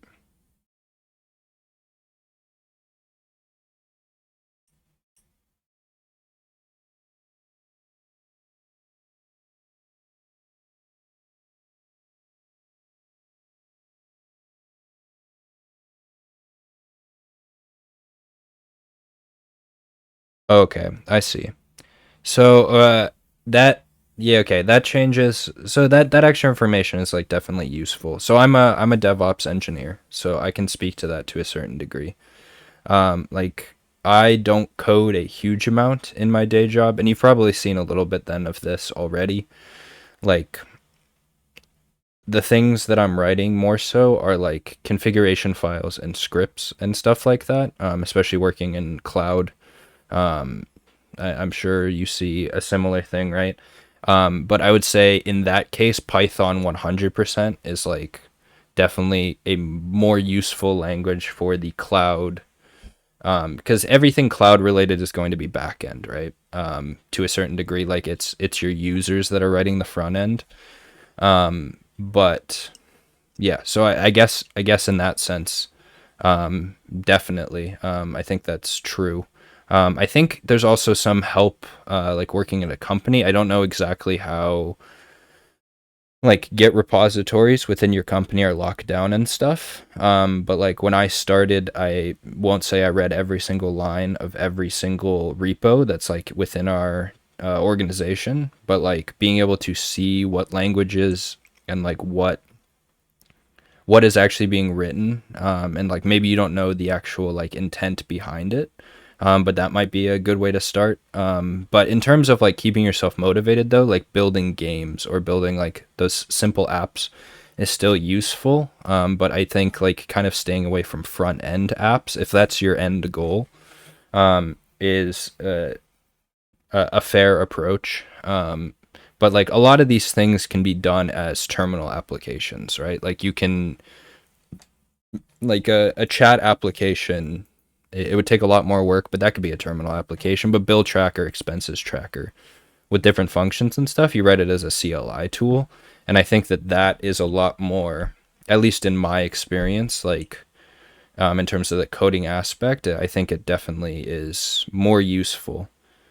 Yeah, no, it definitely sounds like you're in the right way. I still don't think you'd be going wrong with JavaScript, but Python definitely. I think that DevOps is a very different skill set, to a certain degree than like other like more software engineering type things. Yeah, yeah. So focusing on backends, like uh, I think building up Linux knowledge is very, very useful. And understanding like operating systems and stuff, again, especially for cloud and especially for DevOps, like 99% of the time you're working on Linux machines under the hood, and being able to understand things like that. Like I would say I'm not a Linux expert by any means, but like a couple days ago we had some issues with like certificates in like a pipeline that was running, and like that's something that I've never really touched before. And it would have been way faster if I like really understood what a lot of those things mean. But I think that like DevOps is just having a scripting language in your pocket, understanding how Python works on a scripting level. And you can still learn that by solving things like advent of code and building those simple applications, but like having it, yeah. So yeah, learning some of that scripting type stuff, and it's DevOps is very much like a tool based thing more than it is like programming for the most part. So those are the things you do know. Okay, no, so you have a good start. If you can understand Kubernetes, you have a, I don't want to say a deep enough understanding of um, Linux, but you gotta, Kubernetes is a complicated beast. So yeah, but yeah, no, I think Python's definitely the way to go. But yeah, if you have any more questions about that, what the heck is this? F off as a service?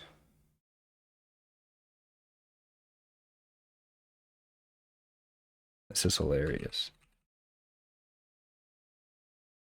Sorry, I'm getting sidetracked. I feel like I'm just rambling. Like if you have more stuff, feel free.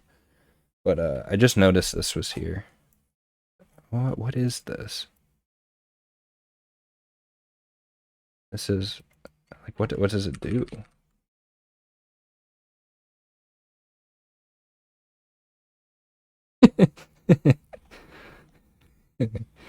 This is hilarious. Happiness can be found even in the darkest times if one only remembers to F off. Jeez. I need to save this. This is incredible. But yeah, this is also like a very much a free form stream. Like if you have more questions, if anybody has questions, I finished Advent of Code for today. Yeah, yeah, of course. And I'm always down. I love talking about this. And I think it's also interesting because like I pivoted from like a computer engineering background to DevOps because like I really enjoy it.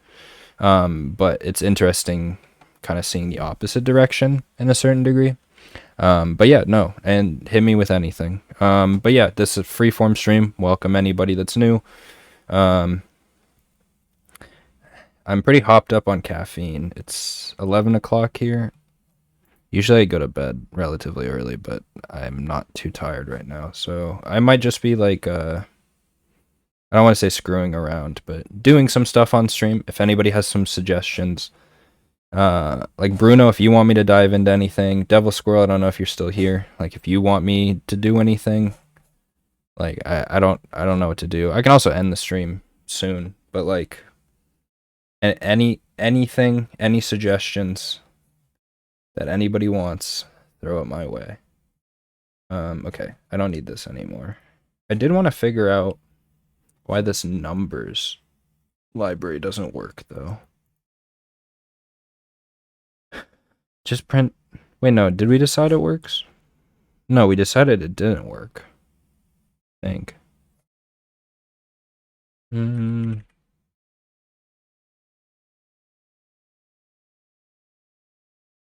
Yeah, what frameworks are you thinking of? Like for the description that like you're talking about. Like I don't know. I don't know what frameworks. Well, I frameworks in the sense of like web or yeah, web servers and stuff. Yeah, like I think Flask is a really good way to start. It gives you the bare bones. I think Django is like very much the opposite direction. Like it gives you so much stuff. Like Flask is a very stripped down like web server framework for Python, and you like add the things as you go as you need them, and you learn a lot more about it. It gives less things to you, which I think is a good thing a lot of the time. Django's kind of the opposite; it gives everything to you, and you don't use a lot of it most of the time. So I personally really like Flask, but to each their own. Um, but yeah, if that's what you meant by frameworks, yeah, I think that's good. Um, but yeah, numbers. Why is this not working? Another like very specific thing to DevOps. So this stream's both about like Python and like solving advent of code stuff. It's not even really about Python. It's just solving advent of code stuff, and I'm writing in Python. But I'm also trying to get better at Vim. I think Vim is like a very useful thing for anybody who's on like the infrastructure side, because like you SSH into a server, like you don't get VS Code, you don't get any of the JetBrains like PyCharm, you don't get like any of that stuff. Yeah, I think Flask is good. Like you don't get any of that stuff, but every Linux system, well, every GNU Linux system, I think that's true, has VI at least installed, usually Vim. Um, and if you can move around and use Vim to like change files quickly if you need to on a remote server that's not yours that just got spun up and stuff like that, like it means a lot. And like I use that all the time. Like half the time I'm using my Lunar Vim config, half the time I'm like on some inside some container on a remote server using Vim. And I can still get around slightly less efficiently when it's not my own config, but like it's still good. So that's another thing I would recommend learning. What did I do here? What is happening? I pasted it? Oh my gosh. Yeah, we got Vim within Vim. Wait, int object? I think this documentation's lying. Unless I'm misunderstanding something. I'm pretty sure this documentation's lying. But I have advent of code in my title, I think, right now. I forget exactly what it is. Oh, nvim config and vim hotkeys beforehand. But yeah, if you have any questions about today's, feel free to hit me with it. I would like to help. I would love to help. So.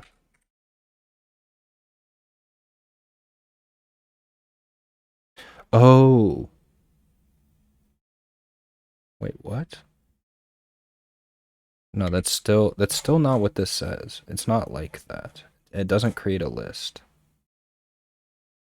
Wait, yeah, it does. No, it doesn't. No, it doesn't. This should be a list of lists, right? I don't know. So I guess it kind of works.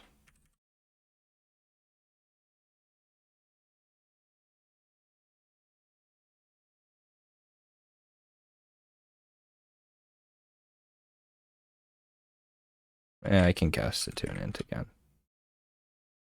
Int object is not iterable. Oh, I see. Yeah, whatever. Whatever. I solved it. That's all that matters.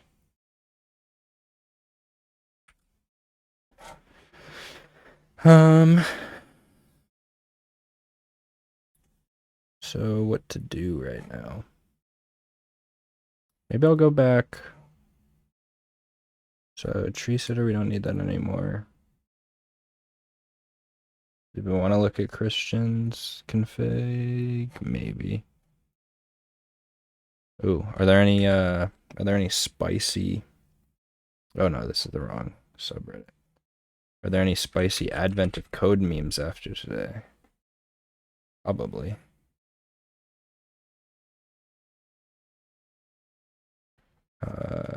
New.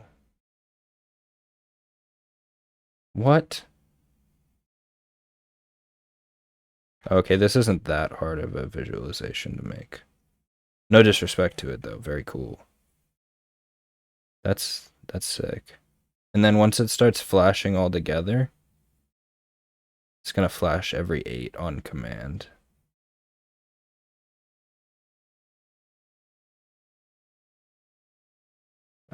Devil Squirrel, if you're still here, it looks like he has the same input you had. Or similar. This is gonna start around 700. Oh, we're getting there. Almost there. We're almost all flashing. Oh. Oh. So close. So close. This is actually super cool. There we go. Oh, no. I want to see it flashing after that. But yeah, 788. Damn, everybody's on the, everyone's on the octopus visual. Well, because that was today's. This is pretty funny. Yeah, did you get 788 as well? I know for a fact you understand the joke. This is a funny meme. Yeah. Like the visualizations are cool, but like that's all that's here. This is what I should be doing. Education first and speed second. But I do neither of them. It's just me struggling. Sometimes.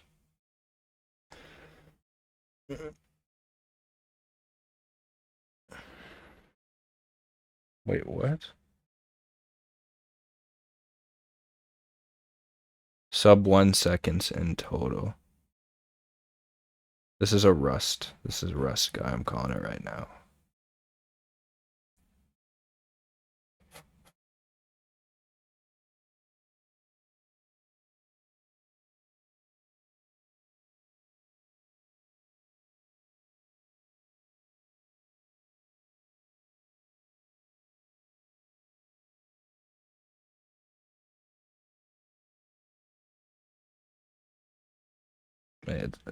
Well, maybe it's a C person too. I don't know. But that's a lofty goal. What was the question about like distances? Because that one like took a while to run. I don't remember what it was, but that one took a long time. Like it was like the 1+1. It was like the crabs in a column thing. The Not the 7 segment search. Hydrothermal venture. Yeah. What was the squid one? Giant squid. I don't remember.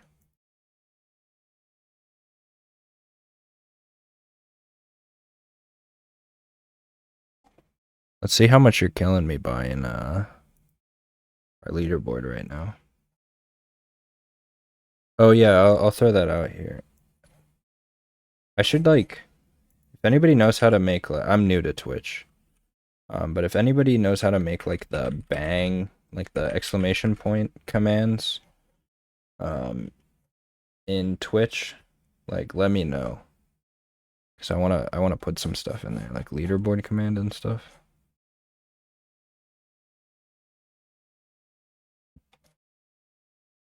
Dang.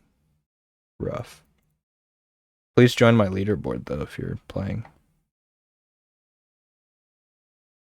Oh, whatever. Oh, sorry. I keep getting sidetracked.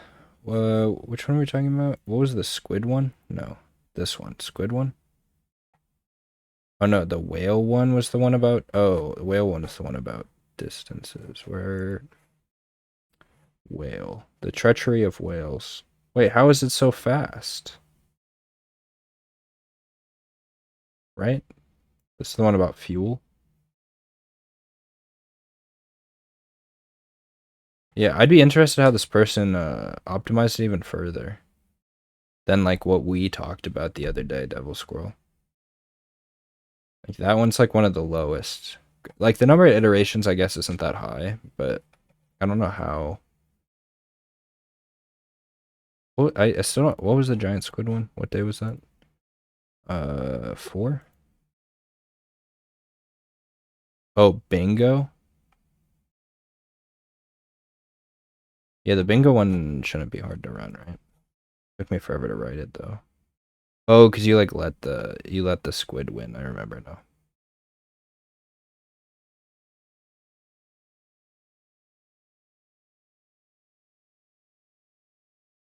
Yesterday's yesterday's was really fun. Did you enjoy yesterday's?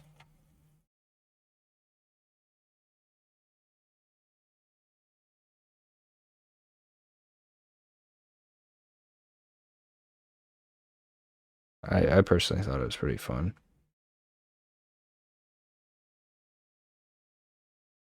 Yeah, I think yesterday was fun, and then I personally had a lot of fun with the 7 segment one. Because like neither were like monotonous. It's just like clever solutions. I guess you could say that about all of them, but like anytime you have to like, I don't know, any of those like grid ones, not a fan, basically. Basically, I don't like the corners. The corners are my bane, as we also found out today. Um Write code to read and parse and load input into text editor user. Ooh. That's some next level stuff. Maybe I should do that. Regex, hardest language. Do you get this one,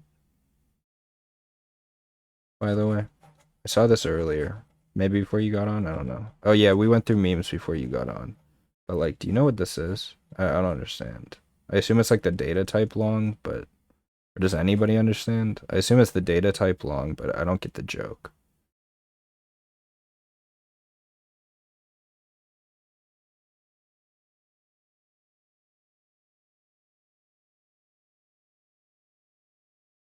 Wait, what do you mean? You had the same problem? Oh, okay. This is like this is a problem that as a dynamic dynamically typed language user, I don't understand. But I see where that could come into play. So is it truncating at the int limit, or was it wrapping around, you think? Man, obviously it depends on the case. But oh, okay, yeah. This guy had a wraparound error.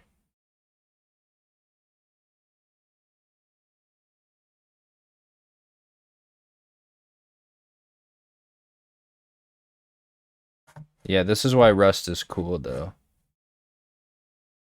One of the main reasons I know the compiler is a pain to deal with, but like it's a pain in a good way, because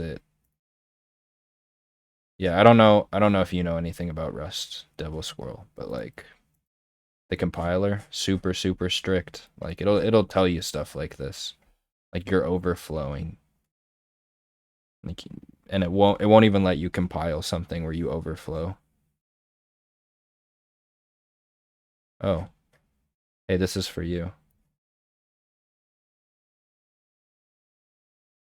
There you go.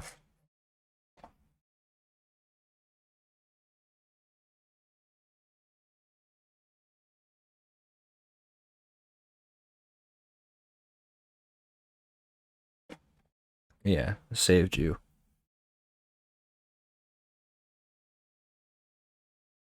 Yeah, laughs in Python. That's me right now. That's why I don't understand, I guess. But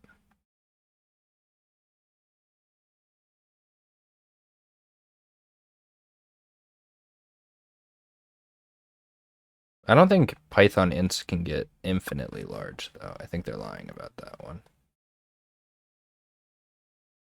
Okay, tomorrow I'm gonna like brainstorm more things for me to do. I might be having some of my might be doing like a party stream sesh tomorrow with some of my coworkers. Getting some people set up with Vim. Probably pair programming with at least a couple of them for Advent of Code. So probably longer stream with like a break in the middle, 2 streams with a break in the middle. But it's gonna be a bit of a party tomorrow. So smash that like button. Oh no, it's not YouTube. Smash that follow button to know when I go live.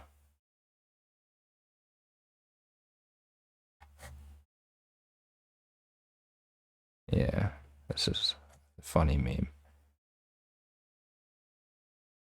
I feel like I'm just a React guy now. I'm just going, not React like the language, but I'm just like a React Twitch streamer now, just scrolling through Reddit. I don't know what else to do, though. Don't create infinite loops. Yeah, true. Don't do that. But yeah, highly recommend Nerd Fonts. I like my JetBrains Mono guy, but there's a bunch. But you can get all these cool symbols. Also, big fan of ligatures, which aren't supported in all editors, but like if you've been watching, you may have noticed like if I do an arrow, like it puts them together, or like a pound equals, like makes it like that, or like equals equals equals, which is only relevant sometimes, or like